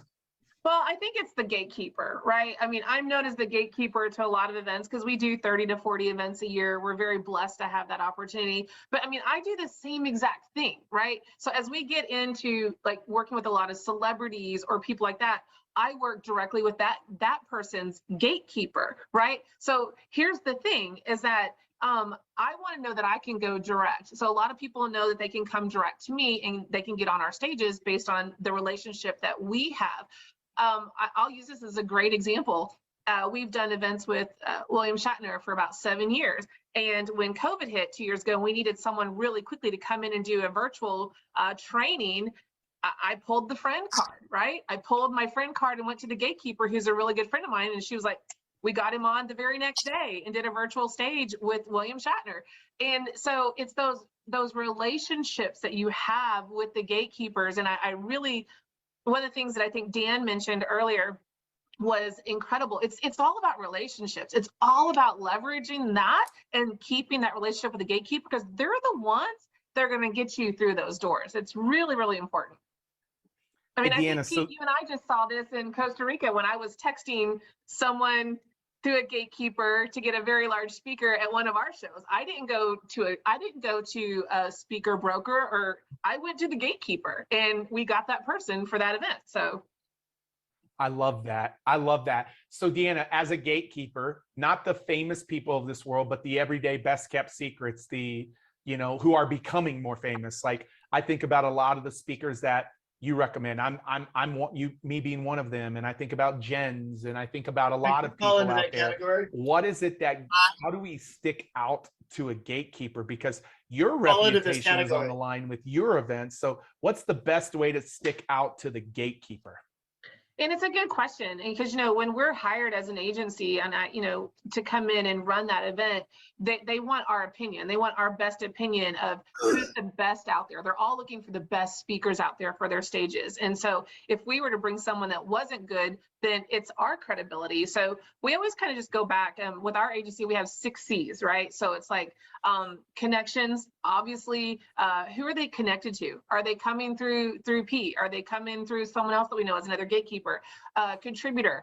What are they contributing? What can they bring? What kind of value are they adding? Or will they be able to add to that group? Because it just depends on the audience, right? Confidence. I'm going to look at that video and make sure, or if I don't know them, I'll look at the video. If I know them, what kind of confidence are they bringing to the stage? It's all about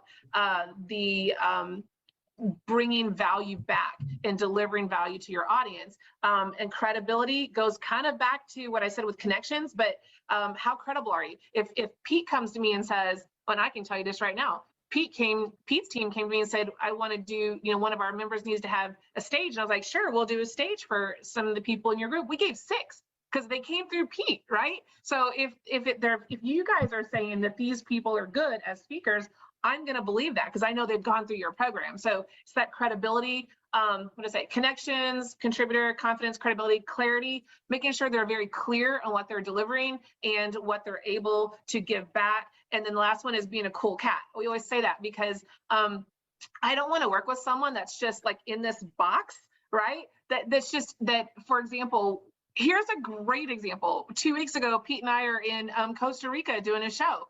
Electricity goes off. Everything powers down.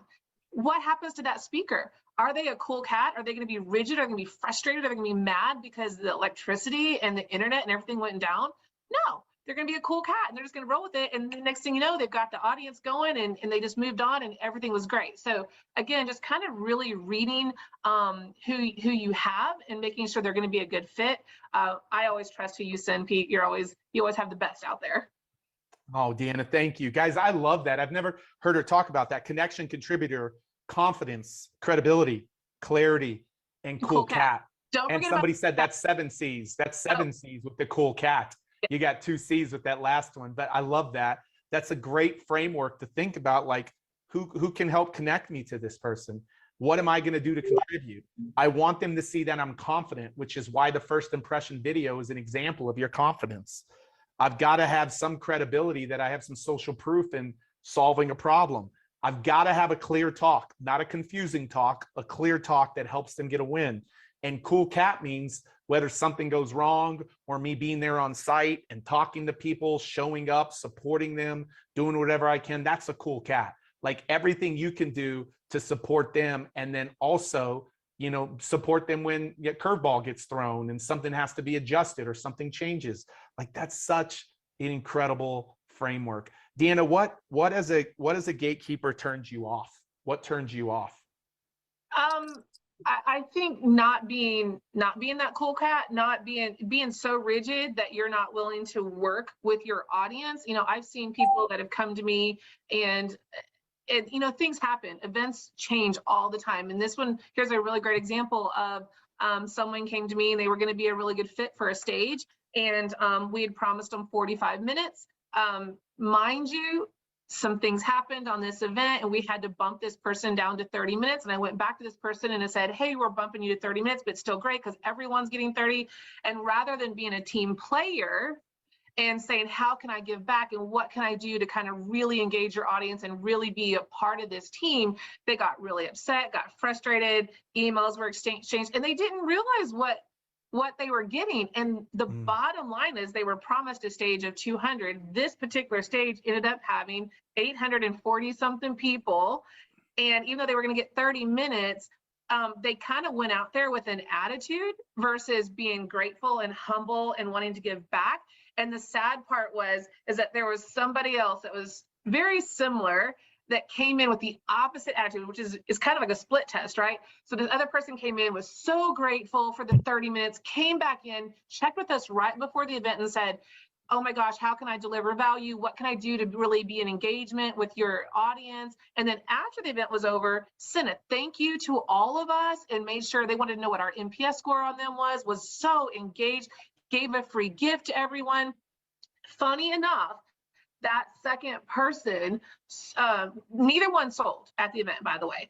The second person was so good and was so incredible of their just how they came and they delivered and gave back that the owner of this event added them to their big event, which they didn't realize they had. And this event is now going to have about 5,000 to 6,000 people, and they're going to let them sell. This was the first person, their first time in the gate, and now they're speaking on a stage of 5,000 to 6,000 people, only because they came in with a servant's heart. And the other person that came in and actually on paper and on the video, it looked like this other person was going to be better, came in with such a negative attitude that they lost that opportunity. So all I can say is just come in and be willing to give, and because you don't know where that's going to take you.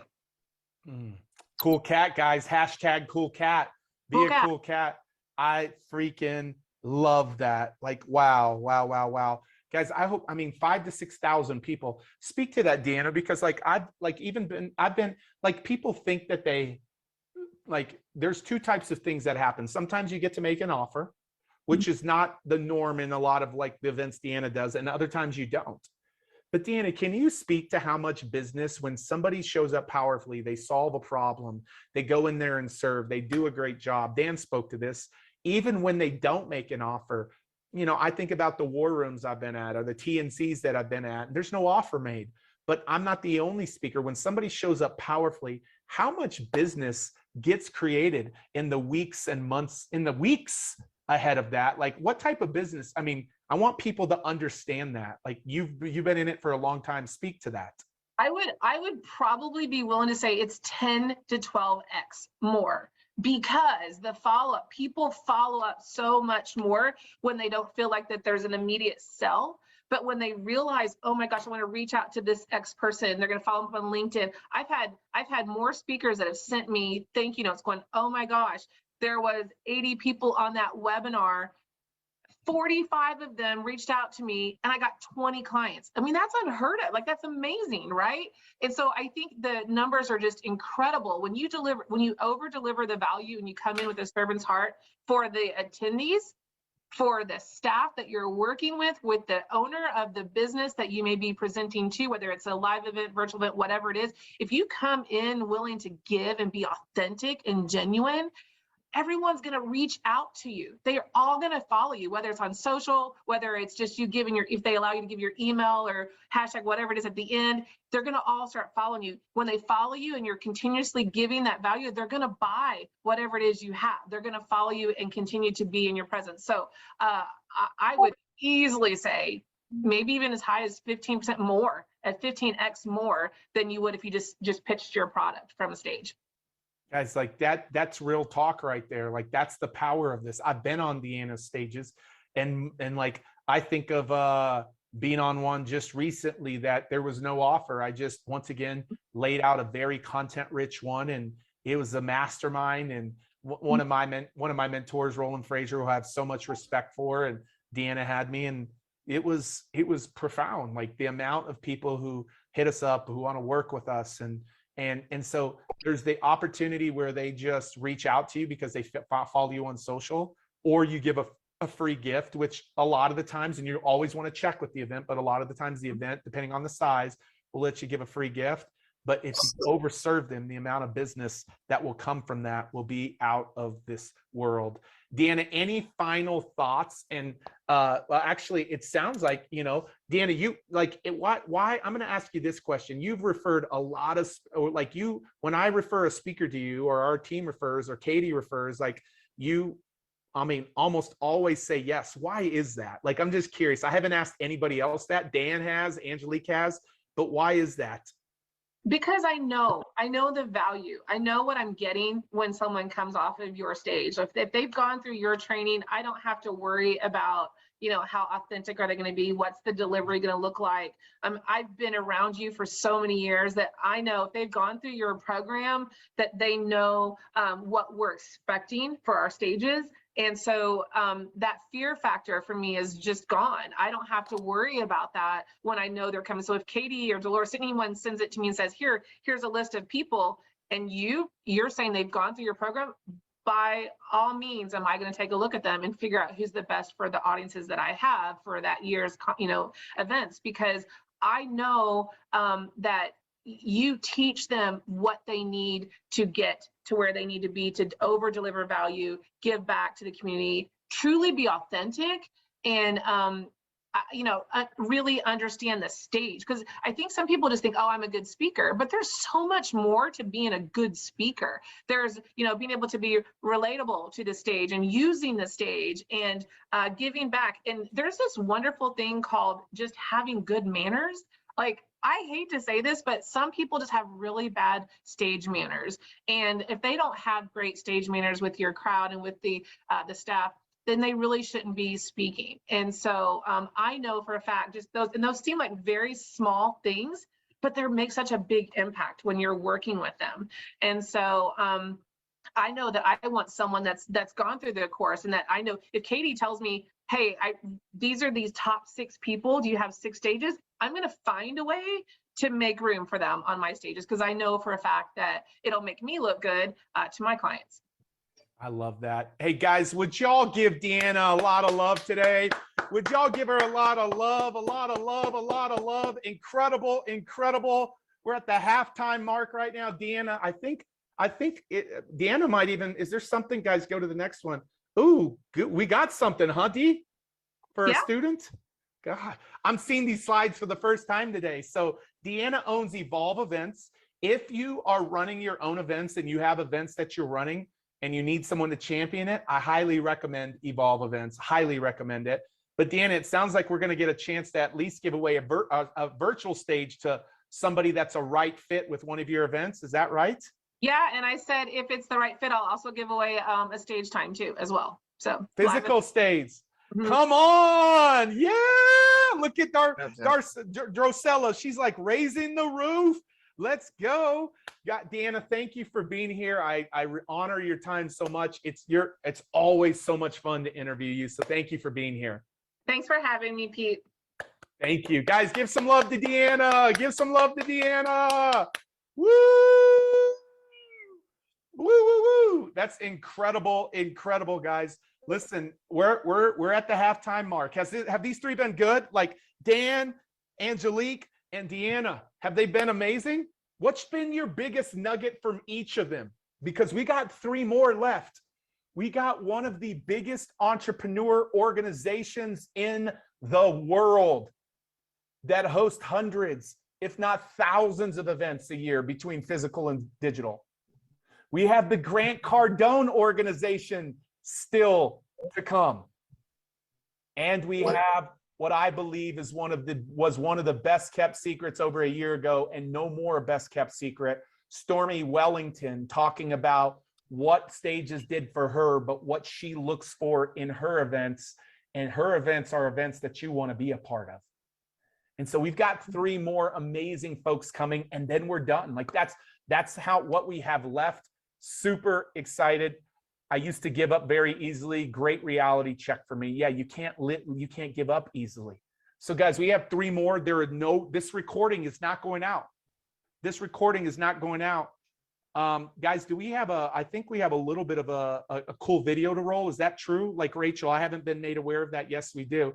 So that video is not, this is not going out. I just want to remind you, because right after the fact, we got 3 more amazing folks coming up, and that's all we got for the day.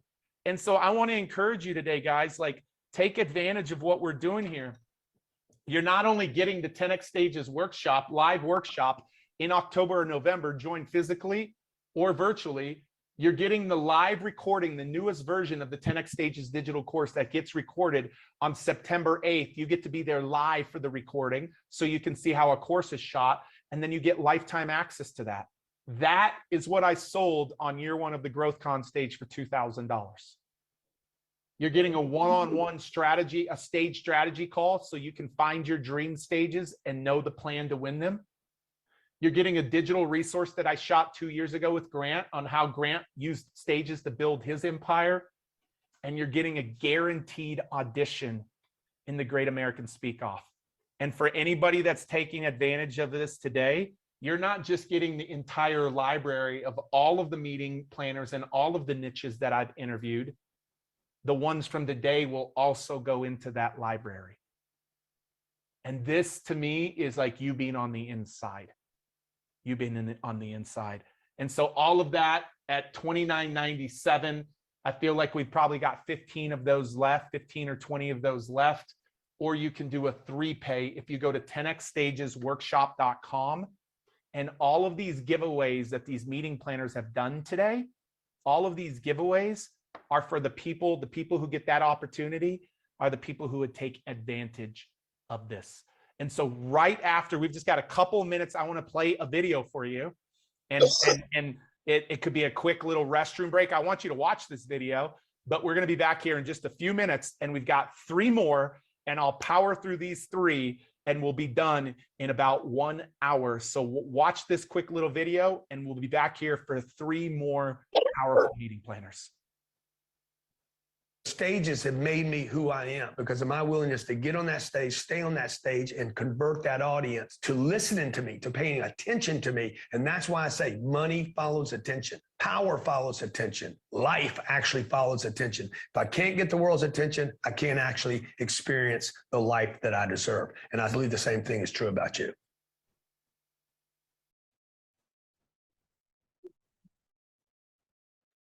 Pete is going to show you the fast way. He is going to give you his blueprint. He is going to give you the shortcut. He's going to show you how to manufacture instant confidence, and he will show you how to get an audience. Bottom line is, if I would have had what Pete is going to give you right now, the 10X Stages system, more than just money, I would have gotten back years of my life.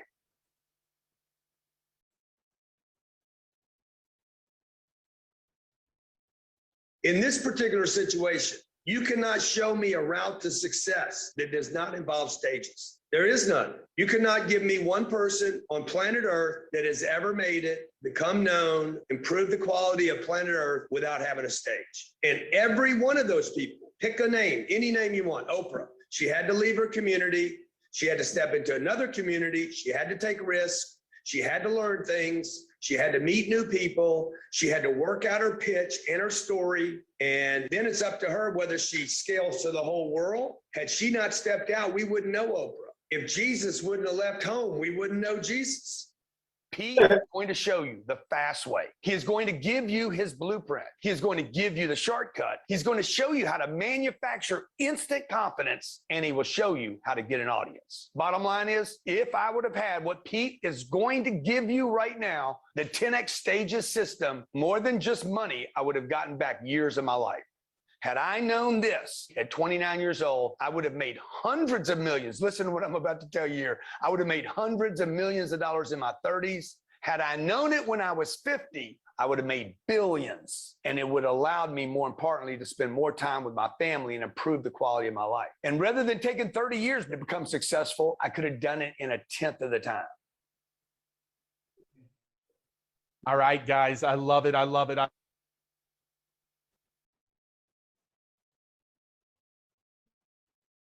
Oh, the sound fell in. Hey, Phyllis, I know that you've got meetings. I know. So if you gotta run, I'll yeah. edit the recording. Can y'all hear me? Can't hear me, guys. Back now. Sorry, I'm back. I just was talking to myself, So super stoked to be back with you guys. We've got three more incredible folks that are going to take us about an hour more. I am so excited about this next person. You know, there's a thing called associations or organizations. And I want you to understand this concept really quickly, because if you understand this concept, you can understand the opportunity. Associations are people that are Fell out. what? Okay, I've got to figure that out, guys, because I gotta take it out of my pocket then. So mic is erratic because my back is to you, but can you hear me now, guys? Can you hear me? Okay, cool. So they're member-based. And when something's member-based, it means people pay a fee to be a part of that organization, or a lot of people call these associations. And what happens is there's one, typically somebody first level of hierarchy is the national organization. And the national organization will have both physical and digital stages happen. And then the hierarchy below that is the state association. Correct. And they also will do physical and digital digital stages. And then sometimes, and a lot of times, you have more of a local at the local level. And they too do physical and digital. Just in America alone, there's 23,000 national associations. 23,000 national associations. There's hundreds of thousands, if not closer to millions, of state. And then there's millions to tens of millions at the local level. And what I love about these is that any niche, any demographic, you want any industry, they have multiple associations. This week, I showed you one dental association that could have you on stages for the rest of your life just in that one dental association. And I've shown you a financial advisor association that you could be on enough for the rest of your life. And those were just one of those. And so this next organization is a representation of something of a member-based organization. And Dr. Taisha Moore has become a good friend of mine, super grateful for her, a big part of EO, which is also known as Entrepreneurs Organization. We've had the chance of not just both of us, but several of our students speaking on our stage. She is an adult learning expert and former college faculty turned top advisor and coach to organizational executives and leaders internationally. She's the vice president of learning for Entrepreneurs Organization, where she scouts the best content and thought leaders to be able to provide to her 7-figure plus entrepreneurs across the globe. Would y'all welcome to the stage my friend Taisha Moore? Will y'all give it up for Taisha? Woo! And she's always got the coolest glasses too. She always does the glasses good. Hey, how are you, friend? I'm doing great. I hope you're doing good. It's so good to see your face. Yeah, you too. I love having you here today because we had people who own their own events. We had someone who runs events, and now we have someone that's, you know, a membership-based event. Tell us a little bit about the overarching structure of EO and give us a little background on EO so people, maybe you can bring some more color to kind of what I just outlined. Yeah, I saw in the chat that there's some EO members on the call, so shout out to you. We are over 16,000 members strong all over the globe. So I like to say it like this: you pick a time zone on your globe, and we have members in those time zones. So all over the world, truly global. Our organization prides itself on being very diverse, but we work with entrepreneurs who are grossing at least $1 million a year. So when I'm joining together a room of people and you come into a stage that is EO members, it's people who are movers and shakers of their respective businesses. That means that the opportunities aren't just internally, globally. That's where I sit. It's not even just on the regional level. We have 10 regions all across the globe. It's not just on the chapter level. There's over 200 chapters all over the globe, but it's also to those business leaders and their respective businesses. So I will say this: you never know what you're exactly speaking to when you step into the room. In a case like mine, it could be 7 layers deep, that you're having one conversation, one talk, but you're really giving 7 different layers deep to the person who might be thinking about a global hat, a regional opportunity, a chapter level opportunity, their own business, their own community venture, so many things. I love that. And guys, I want you to understand that, because how they look at their hierarchy is global, regional, and then local chapters. So you could be speaking, she's saying you could be speaking globally, but there's some people there regionally that also want to bring you in for different regional events. And then you could also be having those 200 local chapters from across the world say, ooh, I want them for our local events. Like, so I hope you guys see what she's talking about 7 levels deep. She's not talking about network marketing here, just so you know. She's talking about all of the speaking opportunities that you have with one membership-based organization. And there's 200 local chapters, 200. Taisha, on average, like between digital and physical stages, these local chapters are hiring how many speakers a year? Just a guess. Gosh, anywhere from 20 to 40 opportunities. And that just depends on if it's a hard learning event, if it's something a bit more social in nature. A lot of times there's workshops, and so they never come in the same package and size. But each one of these chapters, you can do the math. I don't have a calculator in front of me, and I'm too old to like actually think and do the math, but you can do the math times 200 chapters, at least 20 events each chapter. That's not even including what's happening on the global stage that I curate personally and all over the regions.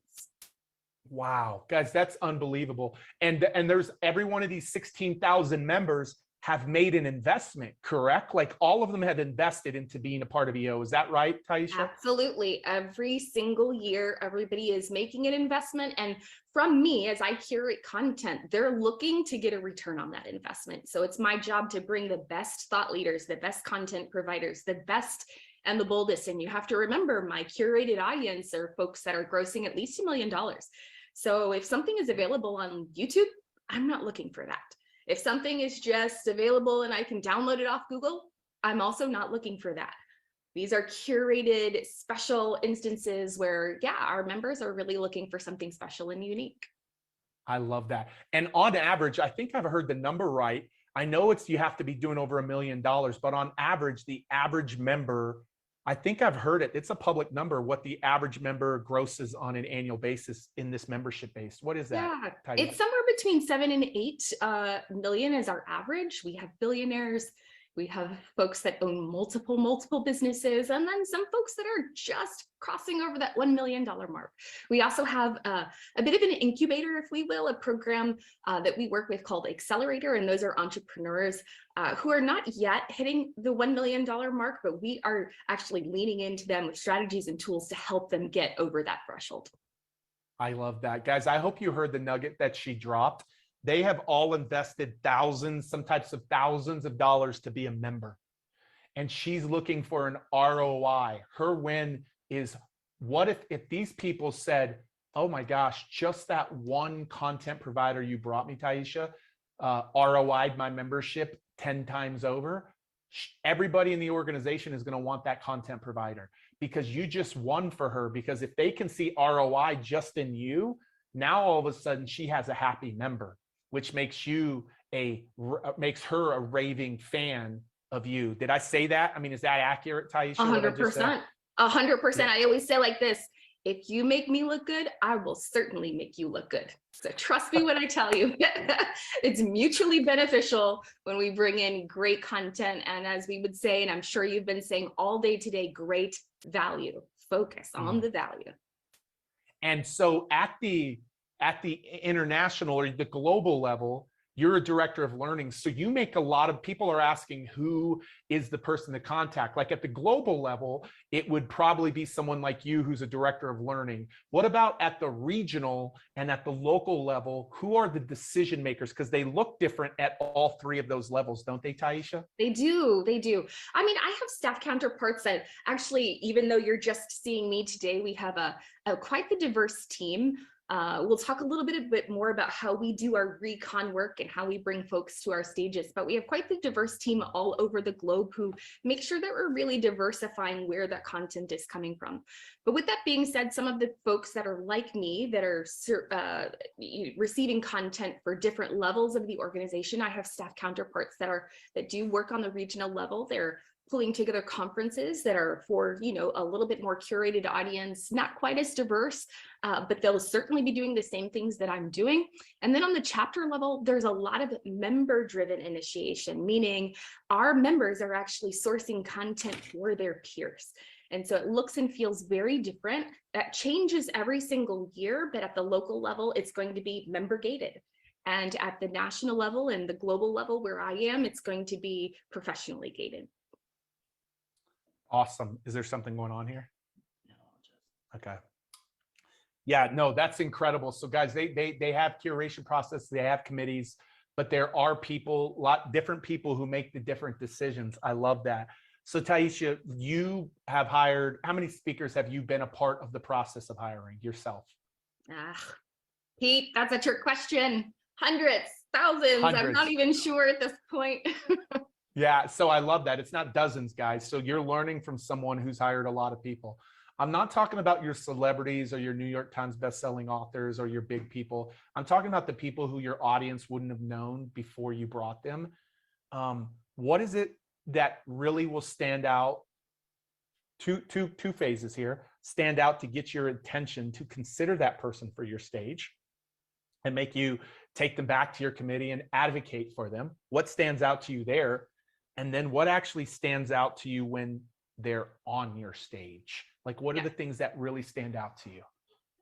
So let me say this, we do a hefty job in finding new talent. We like to say that we like about 25% of surprise. Surprise is something you were never expecting. A big name might draw you to the room, but in essence, I want to hit you with a lot of surprises over things that you didn't know were going to be amazing. And so it's my job to kind of find new talent, emerging talent. And really the question is, well, how do we do that? I always say that one of the best things that you can do is to give powerful messages in the stages that your niche is. The way we do our work is we send out our team of scouts, so to speak, and we will be inconspicuous, absolutely no pretension, sitting in audiences. You wouldn't know us, there would be no fanfare, but we are absolutely scouting everywhere we go. We are scouting at the corner store, we are scouting in conferences, we are scouting in community gatherings for people who have a certain sizzle. I always say, if you are doing great things, we will find you. We will find you in your niche. Give us some time, but we will find you. So continuing to add value and not discrediting any stage that you're on, not discrediting any virtual stage that you might be on, is an opportunity to eventually get to the right stages where you might feel like it's more in your heart song. What makes somebody stand out when they're on the stage? Well, I can always tell. Pete gives a story about when he was first kind of getting started in this business and how he would take a look at the audience's reaction. I assure you at this moment, when I am bringing somebody in, I'm doing the exact same thing. I know when somebody is resonating. I know when somebody is off. I know when somebody is getting pushy or anxious. And frankly, I know when somebody's message is not yet ready for the stage. One of the biggest disservices that I could do is elevate you to a stage that you're not ready for yet. And with that being said, I trust someone like Pete to help me navigate which stage is the right stage, keeping in mind that we have so many. When you're on a stage, though, what makes you stand out is the members who say, give me their contact information. Now, we have something that's perhaps a little bit like, really, Taisha? We have a non-solicitation clause in EO. And what that means is, as a member, you can expect to not be solicited to. And so you might be thinking, but wait, I'm a speaker, like I'm supposed to put all of my information out there. And to the same point that I made earlier, I promise if you deliver value, the EO members will come hunting you down. They won't just find you, they will hunt you down. They will come seek you and bring you to their business and bring you to their stage and bring you to their grandmother's house. They will do the things to get you to where you need to be. And so to me, the litmus test is always how many people are asking me, can you please connect me to so-and-so? Can you please connect me to this speaker that just came across this stage? I want to bring them. I want to do this. I want to do that. And then that handoff kind of snowballs from there. Wow. Guys, that's huge. And I've experienced that. Like we've been overwhelmed with just so many people within EO reaching out to us, and we spoke there and there was zero solicitation. And I'm just telling you, there's all types of stages. There's stages where you can't do anything.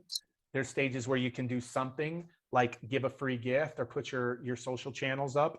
And there's other stages that allow you to make an offer. And none of them to me are better than the other. But the key to any of them is the way that you serve the audience. If you serve the audience powerful, if you give them value, if you give them something that they can't just go on YouTube and Google on YouTube and go find a video, like they will come asking you to work with them.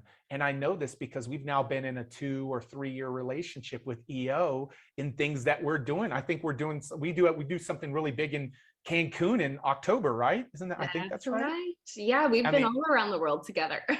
We've been all around the world together in the work that we've done in a consultative relationship because of how we showed up on the front end, guys. And so I love that she said that. I love that she said that. Guys, I asked her to be here today and we kind of shifted some things around because this is like a fun interview for me because it's a different perspective. It's a membership-based organization. Some call that an association, but driven by membership dues and membership fees. And this is what it looks like right here. Taisha, any other final thoughts? Because I want to get you done here at the top of the hour. Any other thoughts that you think would be useful? All of these folks have gone through training. Many of them won stages last week, but anything else that you would want to give as a kind of a final nugget or just final thoughts before we let you go? I just want to give you a word of encouragement about your message and the way that it will coincide at the right moment in time with the people that need to hear it. I know you know this already because you've been through the training program and here you are completely attentive on this call and completely leaning into the opportunity before you. But you know what's so special to me is when there's not just a great speaker and not just a great message, but a great speaker and a great message who deeply understands and wants to serve the audience that is my niche. When those 3 things collide, there are magical things that happen. Now, I've a lot of times seen speakers with great messages, and they have the first 2 pieces of the cocktail. But what they miss is deeply understanding and sitting themselves and situating themselves in my audience member. What does an entrepreneur need? What makes them stay up at night? What is causing them great pain or anxiety? And whatever your message is, whether it's fly fishing or spirituality, or whether it's public speaking with confidence or standing strong in your womanhood, no matter what the message is, it has the ability to collide with the audience that you're going to. Please, please don't miss the last step of that equation, because that is where the value is. That interaction is where I stop and say, you got me. And if you got me and you understood me, I don't care what your message is. I have to have you back because you've made a life-changing pivot for me and my audience. So I just want to encourage you to strongly develop your message. And I know that you're already doing that because Pete is in the room. I want to encourage you to seek the stages. And I know you're doing that too, because here you are. But the last step and the recipe for success for folks like me and the many other people that will come share is where that magic intersection happens. I just believe that that's where purpose sits. And I'm excited to see what comes from this room. I know you're in great hands. I love it. Taisha, thank you for being with me last minute here. I know how much value this interview gave to people. So thank you, thank you, thank you. So grateful for you guys. Will y'all give her a lot of love? And give her a lot of love, how great her glasses look. She's always on cue with her glasses. I love her, and her golden nuggets as well. So I love that. Thank you so much. I appreciate you. Guys, I love that, because like one of the things I showed you is I showed you a dental organization that's a membership-based organization that had the national opportunities, and then they had the state opportunities, and they had the local opportunities. Well, with EO, you've got the global, you've got the regional, and you've got the local, because they're global. I mean, just in that ecosystem alone, if all you wanted to do is speak to entrepreneurs, you could stay busy on EO's circuit and be completely complete. But you have to be great on the stage. You have to have a message that serves the audience and helps them, like she said. And you've got to get a stage. And so many of our students have been on EO's stages, including Pat and me. And it's a powerful stage. And we've been in a 2 or 3 year agreement contract with them, consulting contract, and it all stemmed from a stage where we get to train their leaders at the highest levels. So if you think an organization like EO is going to bring us in and make that investment, which by the way is a much bigger investment than we're talking about here today, you can rest assured that you beginning to invest in yourself in that as well is really, really critical to your success. And so I just want to encourage you guys. We got the opportunity for 10xstagesworkshop.com. This will go away today or tomorrow. Like I said, as soon as we hit the 100 mark, 3 pay of $10.99, and you're getting over $16,000 of value and bonuses, plus the fast acting bonus today of the Mind of the Meeting Planner archive library. How many of you guys are finding significant value just in these 4 interviews today? I love the Just in these acronym 4. because it's also Mo. Imagine 44. So it's like more. And imagine like being able more to go magic. into a niche in an industry. More Imagine knowledge, being more on magic. the inside, because when you're on the inside, you're not on the outside. And guys, I want you to step into the inside. I want you to step off that fence and make that decision. Hey, I got a question before we bring our next speaker on. Maybe somebody says, Pete, I have a question, a burning question that I want to have a conversation with your team. I'd like to get this question answered. I'm on the fence, but I have a question. I'd love for you to just drop that in the chat, Facebook, YouTube, or backstage, because I have a real team that cares about your real success. That isn't just an email-based customer service team. We actually get on the phone and do it the old-fashioned way to make sure that you are seen through the, everything gets answered for you. So if anybody has that question and wants to hop on a call, make sure that you drop that in the chat, because they are here. Guys, our next person is become an incredible friend of mine. And I actually reached out to him, and I'm assuming he is here. Give me the thumbs up, guys. Is he here back there? I reached out to him several years ago in 2019. He didn't know me. And I sent him a video. I tried to call him. It didn't work. I tried to email him. It didn't work. I sent him the first impression video, and it did work. And then we ended up having dinner in Denver. He was sick as a dog. Like, he was so sick. And we had dinner in Denver, and out of that dinner, we got a meeting with Grant. And in that meeting was me being on the GrowthCon stage and seeing 1,000 new customers at $2,000 come into our world. It blew me away. It absolutely blew me away. And since that day, Jared has been the one to help the relationship and the partnership go so much deeper.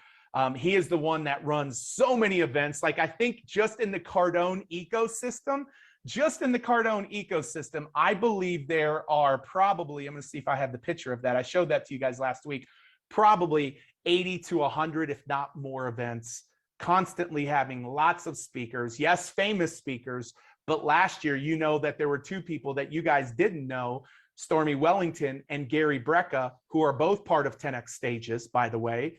So they're not all famous speakers, but I'm so excited to welcome my buddy who's in the middle of a move. So I'm only going to keep him for 10 or 15 minutes. Would y'all give it up to Mr. Jared Glenn? Yeah, come on. 10X it backstage, Facebook, YouTube, all my VIPs backstage, Facebook, YouTube. JG, welcome to the stage, buddy. What's going on, bro? How are you? I'm good. How's the move going, bro? Never fun. Anybody's moved before, they can relate. You know, I'd rather go to the dentist, rather talk to a lawyer. You know, there's a lot of things I'd rather do than move. Jared, hey, I'm curious just out of the gates, why are you, Grant, and they know why I am, but why are you and Grant so excited about this 10X Stages partnership? You know, this, and Pete, this goes back to the very first meeting that we had. You know, our business, our entire business, everything that you see that is Cardone was the result of a stage. And, you know, it's hard to believe. I think people that follow Grant, most don't even know that he got his career started cold calling businesses, cold calling, going door to door to go into companies that had sales teams to see if he could get a stage, a live stage with 3 or 4 people. They'd get 3 or 4 of their salespeople together. He'd do a quick 15, 20-minute meeting for them. And then in that meeting, he'd make an offer for a ticket to a workshop he had coming up within the next typically 10 to 14 days. And so everything that you see today that is Cardone is because of that. It's because of stages. And so don't minimize the power of the stage, because stages are the reason why you know who Grant Cardone is today. Wow. Wow, wow, wow. What would you say to all the people out there? There's people in all different phases of their life. And I don't mind them getting speaker fees, but I just believe that they will 10X as they have a customer acquisition channel of this. Like one of our people today, Angelique Ruhr, said, over 50% of my business has come from OPSs and stages. And so I know that's how you saw this too, Jared. Like, yeah, it's cool to get a fee, but I don't want you to have to go town to town, city to city, everywhere. Like this truly is the way to 10X your customer acquisition. Speak to that, because I know you see that in a big way. Yeah, well, I'll just say that if you're chasing a speaking fee, you are literally missing out at 10X in your business. Anybody that knows how to leverage and use a stage the right way could take a stage that they might get a $3,000 or $4,000 or $5,000 speaking fee for. They know how to make that a $250,000 stage. And so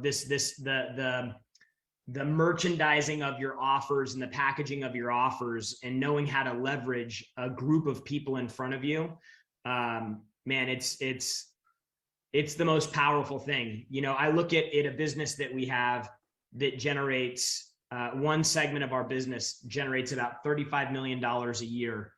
It requires a team of salespeople on the phone, 30, 40 on this particular team, making phone calls to companies, chasing deals, and our speaking, the speaking events part of our business is responsible for 2.5 times the revenue that this one department is. So stages are, they could be the biggest customer acquisition channel in your business.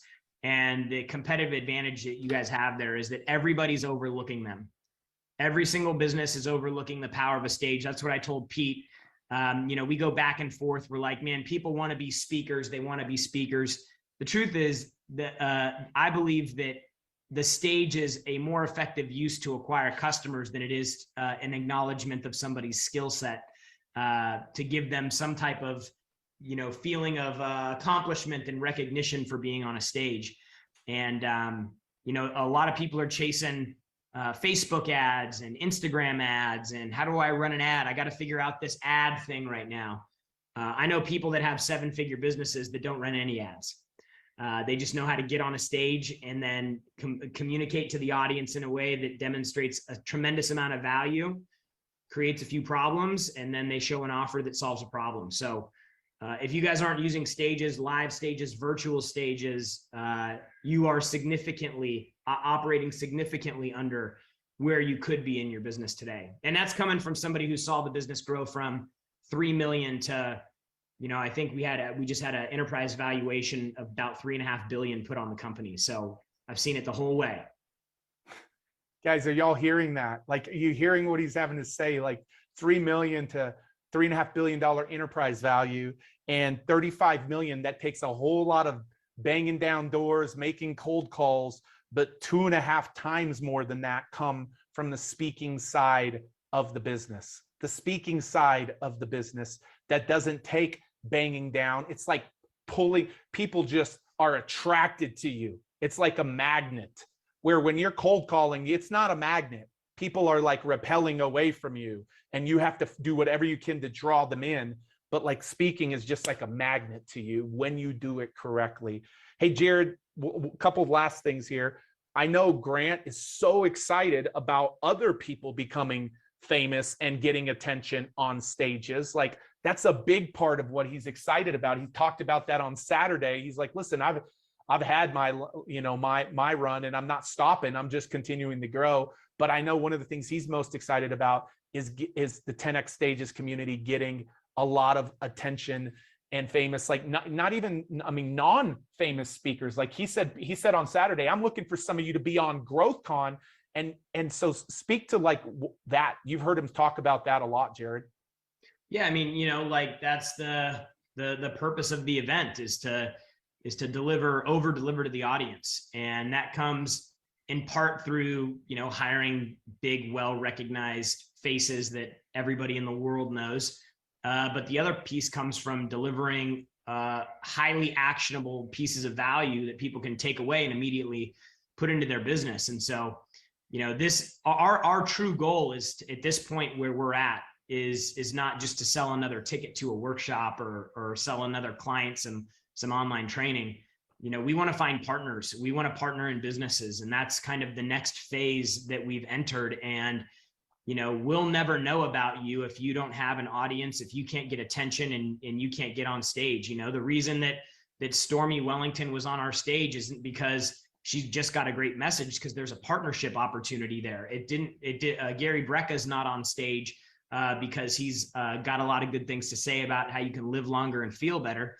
It's because we have a partnership with him. And so you guys are starting to see our partnership with Pete Vargas, our partnership with Brandon Dawson. Like we have all these partnerships that are springing up because that's the season that we're in. We don't need to be the source of everything. We want to go find great people that we can connect with that offer a product or service that our clients need and we're never going to create. And so for us to do that, we have to know who you are. We have to be able to find you, and stages are the way for you guys to do that. Some of you may be more advanced. You're down the road. You've got the career, you've got the audience, you've got the community, you've got the products, you've got the revenue, like you've got everything, clicking for you. And you're knocking at our door. Others are trying to figure out how to get into that area where you have an established business and you're on stages regularly. The stage is a bridge. It's a bridge that connects you to other people. It's a bridge that connects you with the next opportunity. And so my advice is, number one, if you're kind of getting started at the beginning and you really haven't mastered the art of acquiring a stage and monetizing a stage, you need to spend every ounce of your energy and time trying to figure out how you can get on more stages and get great when you have the opportunity. Don't try to do it on your own. The reason we partnered with Pete and we have this business is because of all of the events we've been to and all the speakers we've seen. Nobody knows how to get people on stage and actually orchestrate a talk so that it is so high impact, but it also converts to a product than Pete Vargas. And so if in the beginning, you have to figure out that process, you've got to figure out your pitch, you've got to get on a lot of stages, you have to have a lot of swings at bat. And then if you're more mature in your speaking business and you've been on a lot of stages, I would start looking for folks like us, and don't rely on one of anything. Like if there's one piece of advice I can give you about the outbound reach, never rely on one client, never rely on one form of communication. Pete has all these things built into these stage getting systems that he has. So that you don't even have to think about it. It basically takes all the guesswork out. But But you got to have, if you're going after a Grant Cardone, you got to have 5 or 6 or 10 or 50 Grant Cardone targets that you're going after. If you're going after stages you want to speak to female entrepreneurs, you got to have a lot of targets, not just one. And you know, while Pete pursued us because we were a trophy target for him, there were other trophies that he was pursuing, because the deal didn't happen with us right away. And if you look at him, he's worked with just about every, you know, A-list business entrepreneur speaker in the space today. And it happened because he had a system, he had the right mindset about getting on stages, and then he knew what to do when he had the opportunity. When you guys get your shot, you can't blow it. Like, because when you get a shot on a big stage, when you get a shot on an opportunity, like you got to deliver. And the only way to do that is to know that I tell people, it's like, we don't train people so they know how to do their job. We train them so hard that they can never forget. So it's not just knowing what to do when you're on stage. It's about knowing it so well that you don't even have to think about it. And that's how, the only way you do that is through high repetition. The only way you do that is through mentorship. The only way you do that is by getting out in front of people and actually putting the stuff that Pete's telling you to work. And you can tell in a second when somebody's prepared. TD Jakes, one of the most amazing speakers on planet Earth. And when he went out on the 10X GrowthCon stage last year, he was nervous. Jakes. He was, until he got his flow, but then the professional took over. But he didn't know what to make of that stage. He didn't know the audience. Check this out. So he speaks in front of his congregation. The guy is rock solid. I mean, like, one of the most powerful, impressive, inspiring speakers on the face of the earth. Like, he is in a league of his own. He goes out and on stage in front of an audience that he doesn't know. He speaks to his congregation. He was in front of an audience of business owners. You know, he's going out on a stage with a band behind him every Sunday. He's coming out onto our stage, and we got like Madison Square Garden pyrotechnics going off, lights and, you know, sound systems that you can feel in the Florida Keys all the way from Miami. Like it was a different vibe for him. And if you guys go back, you can see that he had to go through like a little bit of settling to get settled. And that's a professional. And so if you guys don't have the reps that TD Jakes does, then you need to be asking yourself, what can I do to get so good that I can never forget? I can never forget my presentation. I'll always nail the opening. I'll come out with confidence and energy. Like if this happens to the best in the world, just think about what could happen with you if you're not prepared.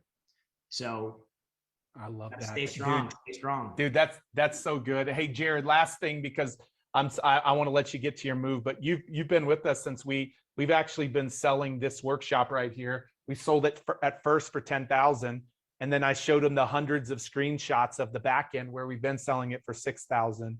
And they're not only getting that, they're getting the live digital course that I'm re-recording next week that people bought for $2,000. They're getting a one-on-one stage strategy call, how Grant built his stages. And Grant and I talked a little bit about this on Saturday, the guaranteed audition. We're going to get all the details figured out of the cities and doing this virtual, the guaranteed audition for the Great American Speak Off.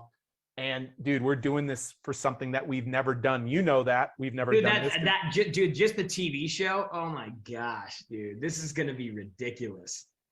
So just to that, bro. 10X Studios is a partnership that we had. It came out of the Undercover Billionaire show. The producer of the show fell in love with Grant and was like, dude, I got to do something with you. So he basically took his entire production company and partnered with us and goes, we're going to own content in the business space for TV production. And so we've got these shows that we're putting together. We've already got offers. Check this out.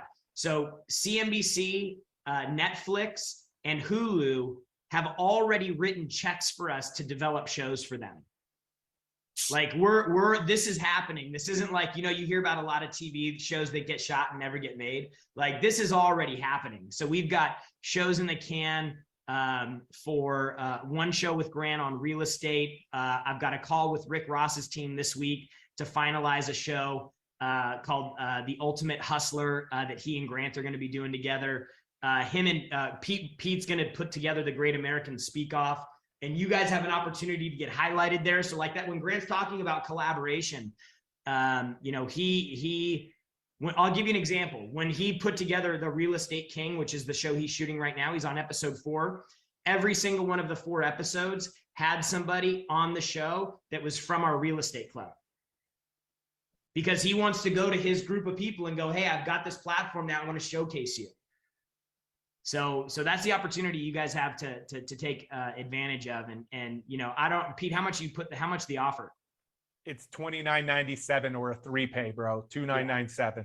All I can tell you is that you're gonna blink trying to figure out Facebook ads for your business and spend $3,000, and you will get, on this $3,000 investment, you will get 100x your return, because this is going to teach you how to do the thing that no matter what happens with Facebook or Instagram or Google, you'll be able to get an audience, get on stage, and convert them to your offer. Like, no matter what you do, you have to figure this part out. And if you can't figure this part out, when you do run your Facebook ad and you're trying to do your webinar online, it ain't going to convert because you don't know what you're doing. So like, I'm telling you, the biggest and the best of the best in the world use Pete. We partnered with Pete because he's the best at teaching people how to do this. So don't sleep on this. Take advantage of it. This offer is like, we sell this workshop. We sell it for $8,800. The very first GrowthCon, I think we sold just the workshop for $8,800. It was 10.8 actually, bro. 10.8. That's right. 10.8. So it was, I'm telling you, this is silly. Take advantage of this. This will be the best money you spent on your business in the last 10 years, in the next 10 years. Do it. I love it, dude. Jared, dude, get back to moving your home, bro. Get back to moving your home. Hey, guys, give it up for Jared. Give it up for Jared Glenn. Come on. Give it up. Let's go backstage. YouTube, Facebook, IG, wherever we're at. We're everywhere. Give it up. Thank you, Jared, for being here, bro. I'll talk to you soon. Guys, I don't know if you heard that. A lot of you are asking this before I bring up our last guest here. Like, the workshop on day 1, I want you to see this. Bring this on their screen, guys, really quickly here. The workshop on day 1 is all about getting you ready on day 1 to craft your talk, stage ready. Day 2 is about putting dozens and dozens and dozens of stages. I didn't just rely on the GrowthCon stage. I was working hundreds of stages. So how do you begin to work hundreds of stages? What we get done in those 2 days is done. And a lot of you are asking the question, when are they? It's October 17th and 18th in Scottsdale and Phoenix, in person or virtual.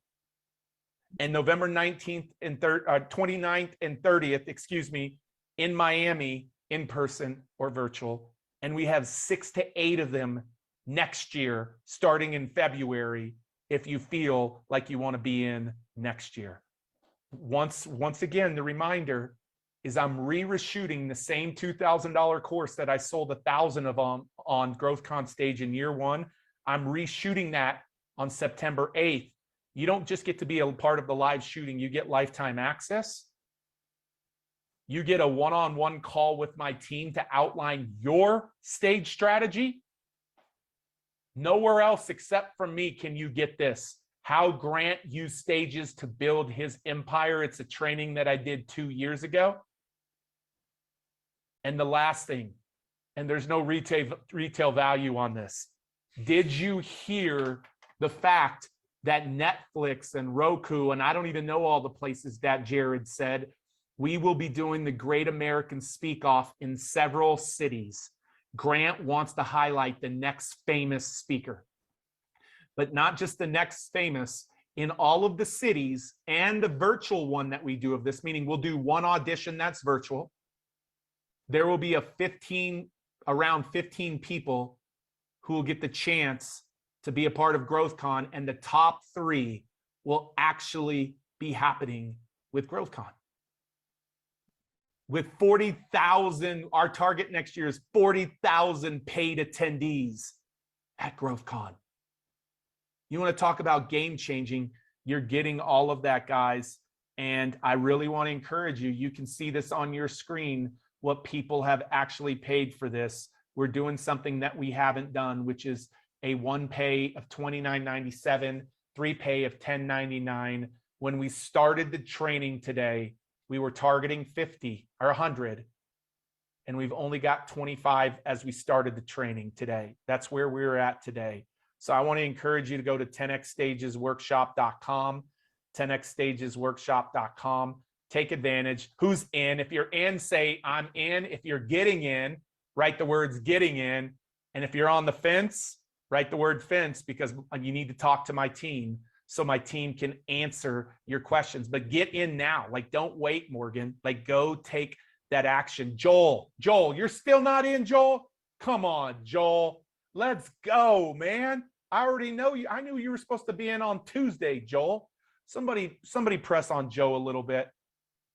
Getting in. Come on, guys. Let's go. Let's go. Everybody drop something. You should drop something. Like, you're in one of those categories. You're in one of those categories. Listen, I don't want to say I saved the best for last, but I could have. I freaking love this person. When I first heard her speak, and I'm going to have her talk about the power of what speaking has done for her, but I'm also going to have her talk about the power of what she looks for in a great speaker. And when I heard her speak, not only did I feel like she was one of the best speakers that this world will ever see, my wife felt the same way. And my wife is pretty intuitive. And my wife can read somebody's mail. God has given her a gift of intuition. And I remember being backstage at her event. She had me speak at her event. She also had a lot of non-famous people at her event. And I remember saying, I've got to make sure that she's on Grant's radar. And so at that time, I'd FaceTime Grant maybe once a month. I wouldn't do it often. And sometimes he would answer and sometimes he wouldn't. And this is before she did any investment or any partnership with Grant. And something inside of me just called to say, because I felt like she was going to be the one on GrowthCon the next year. And I FaceTimed Grant, and that day Grant answered and he picked up, and I turned the phone. They had just met at GrowthCon a few weeks prior. And I turned the phone backstage in her green room and I said, Grant, you need to know one of the most powerful women speakers that exist. And he goes, who is that? I said, it's Stormy Wellington. And I'm so excited because Stormy Wellington is a visionary of Girl Hold My Hand, Inc. is known across the world for her fame and fortune earned in the world of network marketing and direct sales. With millions of followers on her social media platform, Stormy has used her wealth and her influence to fuel her purpose and help thousands of women to embrace their authentic selves. She's an author, speaker, serial entrepreneur. She's a philanthropist and an influencer who's gone from a very challenging upbringing, navigating poverty, foster care, to hunger, to being a well-known thought leader. Stormy has mastered her mindset to create an incredible wealth for her, an incredible life for her, and millions of people she touches. I believe she will make a profound impact, a deep, profound impact on this world. And I'm so excited. All my VIPs backstage, you better light it up. You better let her feel your love, or else she's gonna get on you if you don't let her feel that love. YouTube, Facebook, IG. I want to welcome to the stage Stormy Wellington. Give it up for Stormy, everybody. Last but definitely not least, let's go. Let's go. That's Stormy's famous fire in the words. chat. Come on, let's get some fire in the chat. Come on, light it up, light it up. Come on, imagine being the underdog. Come on, light it up. Let me feel good. Come on, if you know me, if you ever heard me speak, if you've ever seen me in a room, if you ever had an impartation for me, come on, show some love by dropping some fire. Come on, y'all, let's go. What's up, P? How you doing over there? Man, I get fired up. I need to hear you speak more, girl. Can you just let me know every time you speak so I can just have it in my ear? Like, do you get, I mean, listen, there's people in 15 seconds you feel more connected to yourself than when you felt prior to them. And she's one of them. Like, she kind of sees her God-gifted talent and what God's going to do on her planet, but I see it in a big, big way, man. This is a person that you want to start becoming a powerful person. Here's a tip I want to give you, because this is one of the people I do this with. Start talking positively behind people's back. Never let them know. You don't have to let them know, I just told so-and-so, I just told so-and-so. No, just start being the opposite of all those other people who like to talk behind your back and stab you in the back. Like, how about we become people who give back massages instead of stabbing in the back? Like, start talking positive about people in other circles when they're not even there, and see what happens when that person gets connected with that person. Like, that's how I see this person. Like, she is phenomenal. Stormy, I'm honored to have you today. Like, I love who you are, man. I love who you are. Wow, I just want to say, first of all, thank you so much for having me.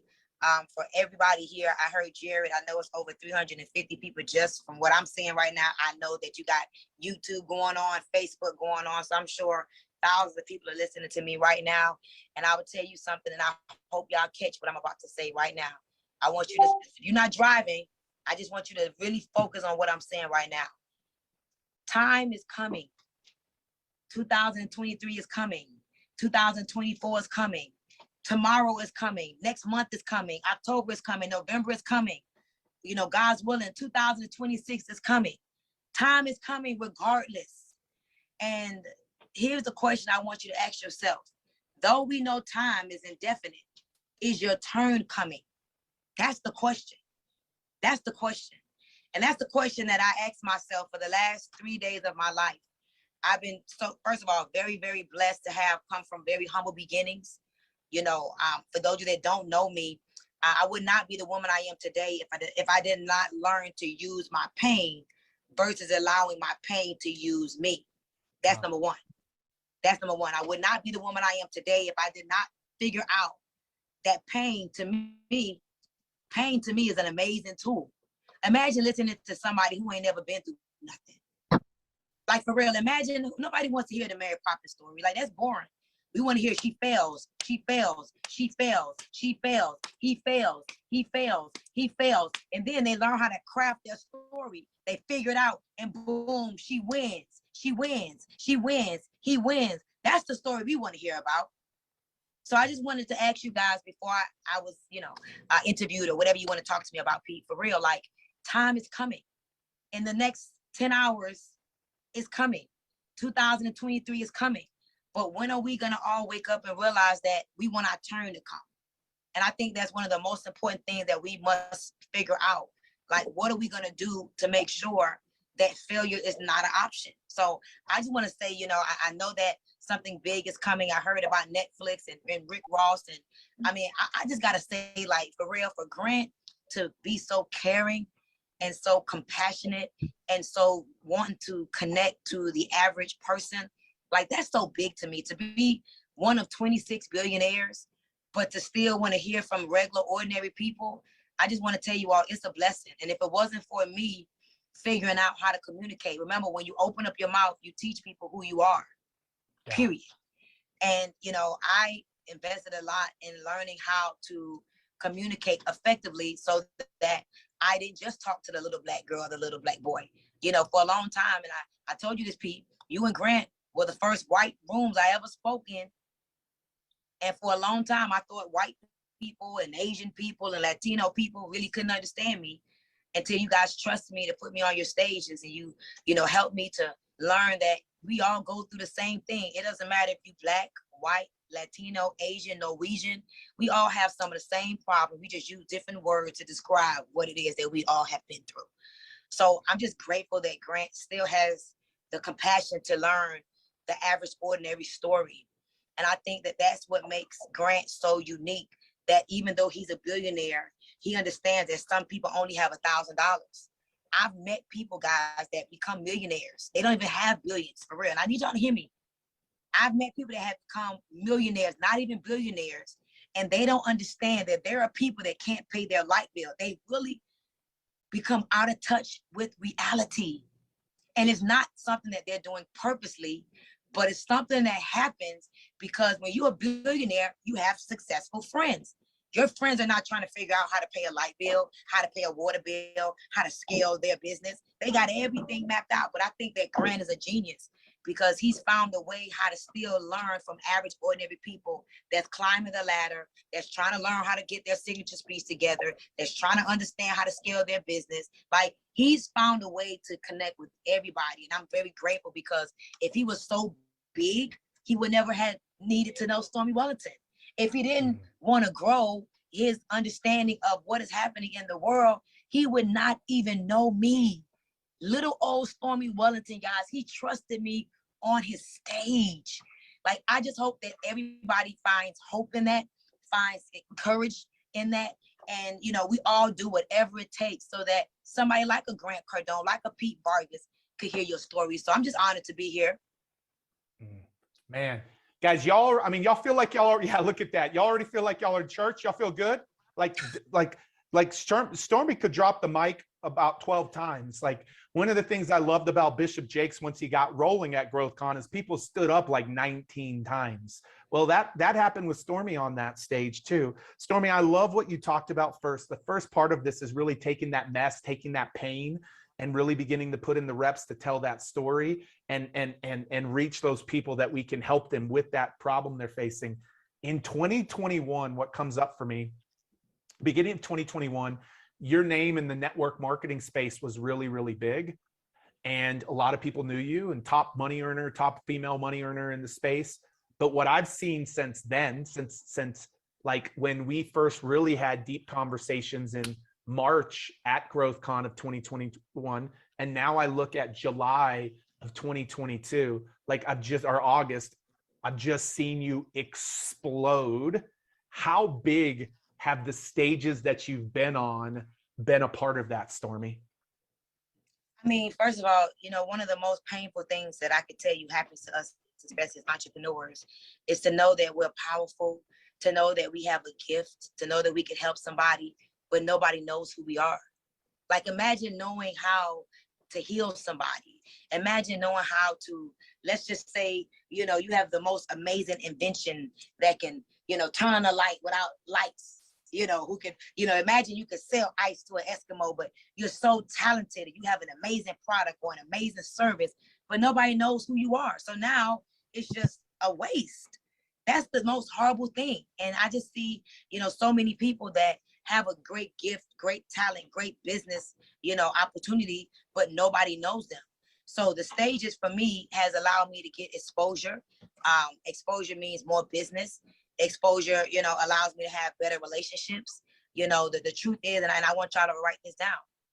It's not about who you know, but it's about who knows you. Yeah, you know everybody. You know everybody, but do they know you? And so I made up in my mind that I have a gift. And I say this humbly, not to offend or you know, be condescending or anything, but ain't no black girl out here like Stormy Wellington. No, ain't no black girl. And I said ain't because I want to make sure y'all understand that I'm very aware, you know, of who I am. I can have the most outstanding vernacular and I could keep it raw and say things like ain't and we was fixing to go to the store. Like, I keep it very 100 and I make it easy for you to experience who I am through the way I talk. I don't like to talk so big and I'm over people's heads. And so I just believe that if it was not for the stages, the exposure, you met me on Eric Worre's stage. And I'm not talking about physical stage because I need y'all to know this Zoom is a stage. There are many of you are right now. You can drop a 1 if you don't know me. Drop a 1 right now in this chat if you never heard of me before, right? Drop a star or a fire if you heard me before. See, look, but guess what, Andres, Lauren, Jeff, Morgan, Lisa, you know me now. My name is Stormy Wellington. Say it slow, all right? This is a stage. So this is not something that's talked about in the entrepreneurship world as much. You know, how you need to get on, what is it? Other people's stages, OPS, or other people's stages. I learned that from you. And so a stage is a marketing platform. A stage gives you an opportunity to let people know you. We got to know that people want to do business with people that they feel like they know, like, and trust. And so, you know, I was able to get on your stage several times and they want more of me. Hey, I was able to get on Grant's stage, Eric Worre's stage. I mean, I could go on and on and on. And these stages allow people to get to know me, number one. Number two, they were able to get inspired by me, which is amazing. And number three, guys, guess what happened? When people like you, they want to spend some money with you. You know, let me just say something. People don't understand. I need y'all to get this real quick. If I say something that inspires you, I say something that teaches you something new, guess what happened? You're going to think about me anytime that new thing is utilized that you never knew. Every time you think about how much I inspired you, guess what's going to happen? You're going to want to spend some money with me.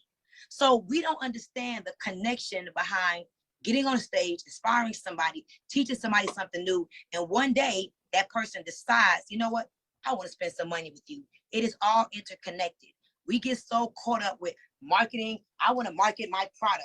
I want to market my sunglasses. You know, I want to market my program, not realizing that when you market yourself, you come with whatever you're selling.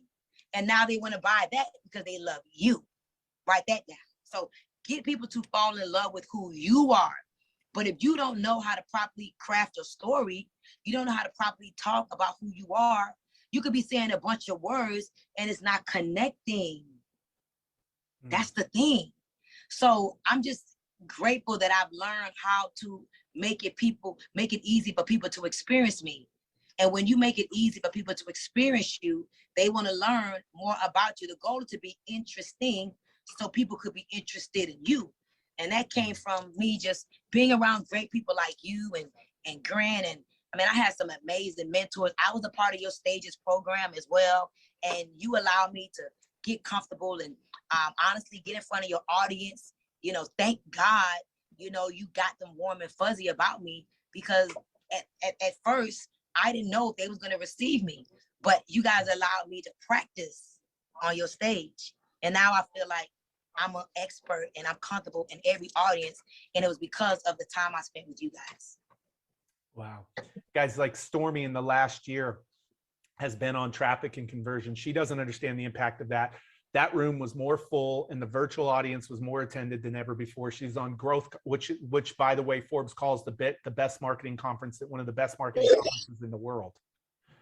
Traffic and conversion, our stage. I know the Worry stage. I could go stage after stage after stage, and I'm telling you the impact. I will tell you this much. She will be on the biggest stage of her life ever. You can mark that down in January of 2023, because Grant is committed to a stage of 1 million people and has commissioned me as the guy to make that happen. And there will be a few speakers, not many, but I can guarantee you I will be battling and advocating, and it won't be hard for Stormy to be on that stage. But think about that. Think about this. Like a year and a half ago, she was known in one world, but now she's beginning to get known in lots of worlds. Like a couple of weeks ago, we had 80 influencers, Stormy, and you can tell them if I'm lying about this, that represented $2 billion in annual revenues in the last 12 months. And one of the 5 or 6 people I called to speak on that stage, except for Grant, was Stormy, because she always shows up and over delivers. And she's beginning to see the power of what that can do for her and her business and all of that as well. Stormy, one of the greatest things about you is last year I knew you, we had met, but all of a sudden at GrowthCon in 2021, I don't even know it, but you're like in the back purchasing a much higher package than what we're talking about today. Just in life, Stormy, you seem to operate from that point when you're like, I know this is going to take me to a place that I can't take myself. You don't even think about it. So many people wrestle with just living on the fence and straddling the fence, Stormy. Help me understand your mindset, because I love how you operate. It's not just like that. You went and took a $5 million check into Grants and said he thought he was getting $1 million. And you're like, here's $5 million. I'm investing in your real estate. Like, we got to understand this mentality of getting off the fence when we know something aligns for us or something's right. I need to get in Stormy's mind on that, because enough people don't do that, Stormy. You know what? A lot of us, we move from a place of fear, and including me, but there's 2 types of fears for me. There's a fear that makes you stop, and there's a fear that makes you go. I'm more afraid of not becoming than of becoming. I'm afraid of one day looking in the mirror at 60, 70 years old and having regrets of the chances that I did not take. And what I have experienced, and I want y'all to hear me real good on this, we don't know what we don't know, but we think we know, but we have no clue. Every time I'm afraid to do something, right? But I do it. Number one, when I pay for something, I pay attention. When you don't pay, you don't pay attention. When you pay for something, it makes you want to take full advantage of it because you like, I paid for it. And then when I showed up for the thing that I paid for, I end up looking back saying, oh my God, look what this has done for me. I could tell you when I paid $100,000, my first biggest investment in personal development was when I became a Tony Robbins Platinum Partner. I paid 100 grand. And my friends and my family was like, you're stupid, you're crazy. And I was even scared. But I felt like there was more for me to do, but I did not know what to do. And there are going to be times where we really don't know. Like, think about this. You are responsible for your own reality, right? And you use your best thing to create the life that you now have, because this is your life, right? So if you have created the life you have right now, right? Let's say you like your life, great. But can we all agree that there's another level to that? Can we all agree that we want more? But there's a lot of times that we just don't even know. Like, I don't even know what book to read. I don't even know what audio to listen to. I don't even know what event to attend. So when I went to the event with the 80 influencers, the $2 billion in annual revenue that was in that room, plus, you know, I had a conversation with Grant and Elena, and they told me about a spiritual retreat that I should go to in LA. And I'm like, I don't have time. But Grant was like, no, you need to find time. Elena was like, you need to find time. And the look in their eyes told me I needed to find time. And I didn't know what it was about. I just knew that I was, number one, in the room with a billionaire. They was able to assemble 80 plus more billionaires. They have billions of dollars in assets. They're one of the most admirable families in the world. And they told me something was for my own good. Sometimes we talk ourselves out of things because we always think that somebody's trying to get money from us. We always think that there's a hidden agenda and an ulterior motive.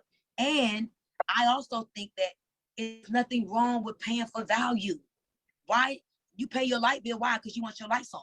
You pay for your car, why? Because you want to drive your car. You go to work, why? Because you want some money. Hello, somebody. So I just think that we have to start to trust what we've prayed and asked for. And when things are assembled for us, we cannot despise it. We're in this room, we're here at this time because there's something that we're supposed to get from this. And so I just have come up with a whole mindset of commit first, figure out the rest later. I wasn't even gonna come to the event with the 80 people. I didn't even know what it was. All I know is Pete said I need to be there. Pete said you need to be there. And I said, okay, like right now, whatever's going on right now that got you on this webinar, do it. Do it. Don't ask nobody. Don't ask your husband. Don't ask your wife. Don't ask your best friend. Please trust me on this. I promise you, I'm telling you what you need to know. Just do it. Spend the money, make the investment. And this the thing too. Don't do the 3 pay, the 500 pay. Anybody got time for that? Make it hurt. Make it hurt.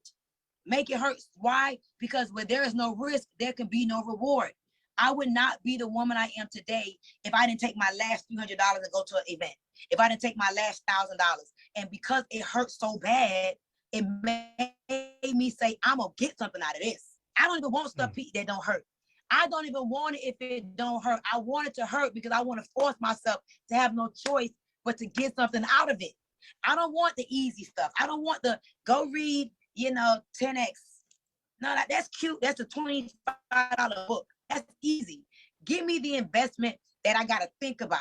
Give me the investment that almost makes me afraid, because we have to allow fear to fuel us versus the fear of what the money gonna do. I want y'all to write this down.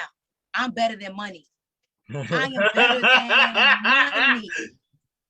You gotta stop putting all this value on this dirty money. Listen, write this down and never get it. I am better than money. Money is just a tool that allows you to be able to do more things to get you more time. I am better than money. And so this is my mentality. Like, I'm stretching myself in this season. I'm on my yacht. I just purchased me $1 million yacht. I got some high level influencers. Right now I got like 21 influencers on my yacht. Where do you think I got that idea from? I would have never did this. I would have never bought $1 million yacht. I would have never put 21 people on my yacht. But if I wasn't around people like you and Grant, I wouldn't have never had that idea. So granted, I was at the mastermind to talk about how Grant is about to impact 10 million souls in January, but I got ideas while I was there too. I met new friends while I was there too. It opened up my mind while I was there too. It made me on fire about life while I was there too. So granted, it was for one thing, I got 20 things out of that experience on top of the connection that I made in that room. Listen, I got 2 meetings within the next 30 days that's about to make me millions of dollars that I was able to make in the rooms with you guys. Listen, I got a guy on my yacht right now that I met from GrowthCon. When I spoke on the stage, when I got off, he was like, "You are the most amazing speaker. I ain't never meet nobody like you." He got 5 beauty supply stores and he's buying my Perfect Storm Skin collection to put in all of his stores. I met him on y'all stage. Come on, somebody, drop me some fire for that. Oh, hello, hello. So we just don't know, y'all. Like, man, I'm so grateful for people like you, Pete, Kim, seeing me, because if I didn't open my mouth, yeah, I dress nice. Yeah, I got nice jewelry, but that's not what you see. You see with your ears, guys. We see with our ears. Nobody don't care about your furniture and your clothes and your jewelry and your cars no more. That's the old signs of wealth. The true wealth is, what do you say when you open your mouth? That's the true wealth. The true wealth is when I brag and show people, "Oh, Pete texted me today." Or I'll be bragging, "Pete, look, Pete Vargas, my friend. Look what he texted me. Look. Grant texted me. Look, Grant be texting me." That's the real wealth. The real wealth is who know you. That's the real wealth. I'm sorry. Let me calm down. Sorry. Dude, you're one of those people I can listen to all day, and I don't say that often. Listen, wait. Guess who just called me? Wait.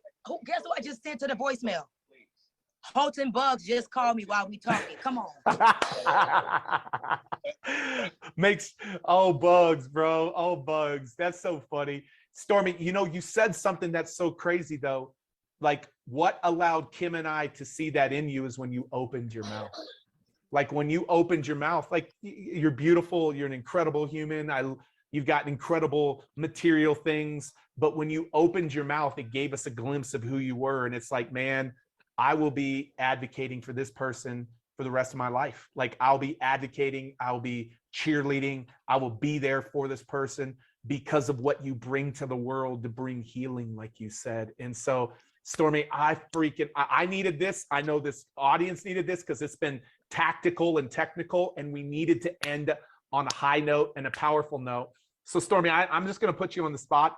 Anything for maybe 3 minutes, 5 minutes that you can just lead us through in like some visualization to see ourselves, unlike a lot of people are seeing themselves? Anything you can do just through some visualization? Would that be hard? No, of course not. Of course not. I will say this. You're playing too small. I don't care how many millions you have. And I know that Grant and Pete and Elena and, Jared and Brandon and Natalie, they attract some $1 million people. I'm sure you got millions of dollars probably in the bank right now. But I'm here to tell you right now that you are playing too small. You got to know, regardless of where you are in life, that there is another level with your name on it. And it's not even about the money. Because I can tell you, it gets to a point where the money doesn't even matter. But it's about the impact. It's about the people that need you. It's about the community of people that need your story. They need to hear about your journey. They need to know where you came from.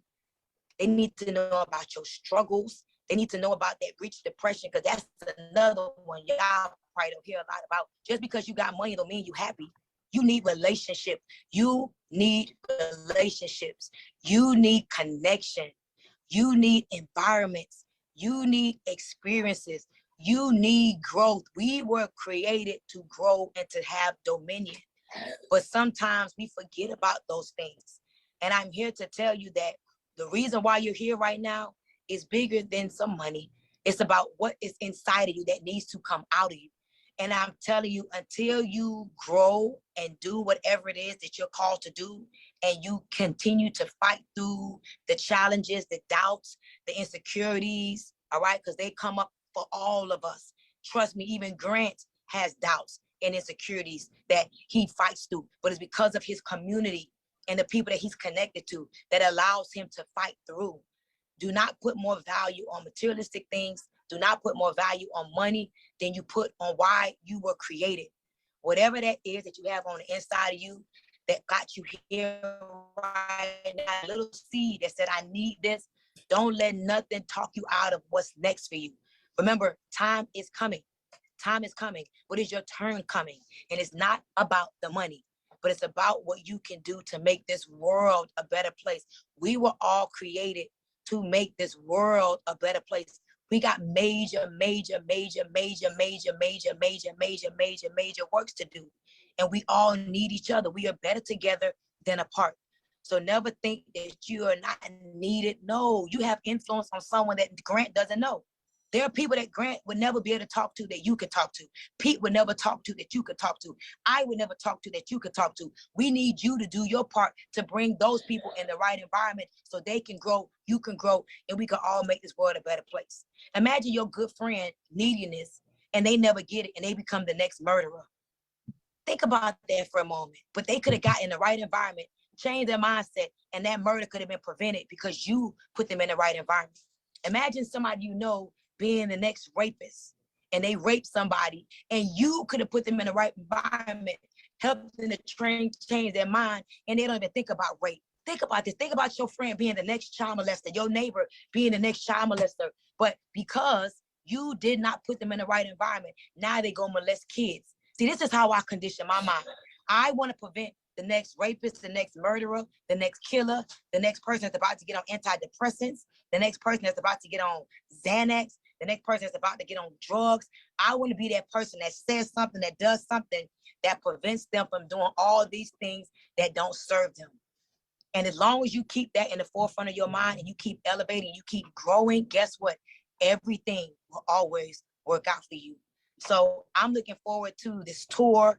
Anything that Grant and Elena is doing, trust me, as long as they invite me, listen, I put my own business on the back burner to be around them because whenever I'm around them, my life changes, my world opens up, and I just turn into a whole new person. You can't be around these people and not become somebody greater than you are today. So Pete and everybody that listened to me today, thank you so much for giving me these 10 minutes. It was an honor. I hope that I said something that made you decide that, you know what, I got more work to do. It doesn't matter how much money I got, how great I'm living.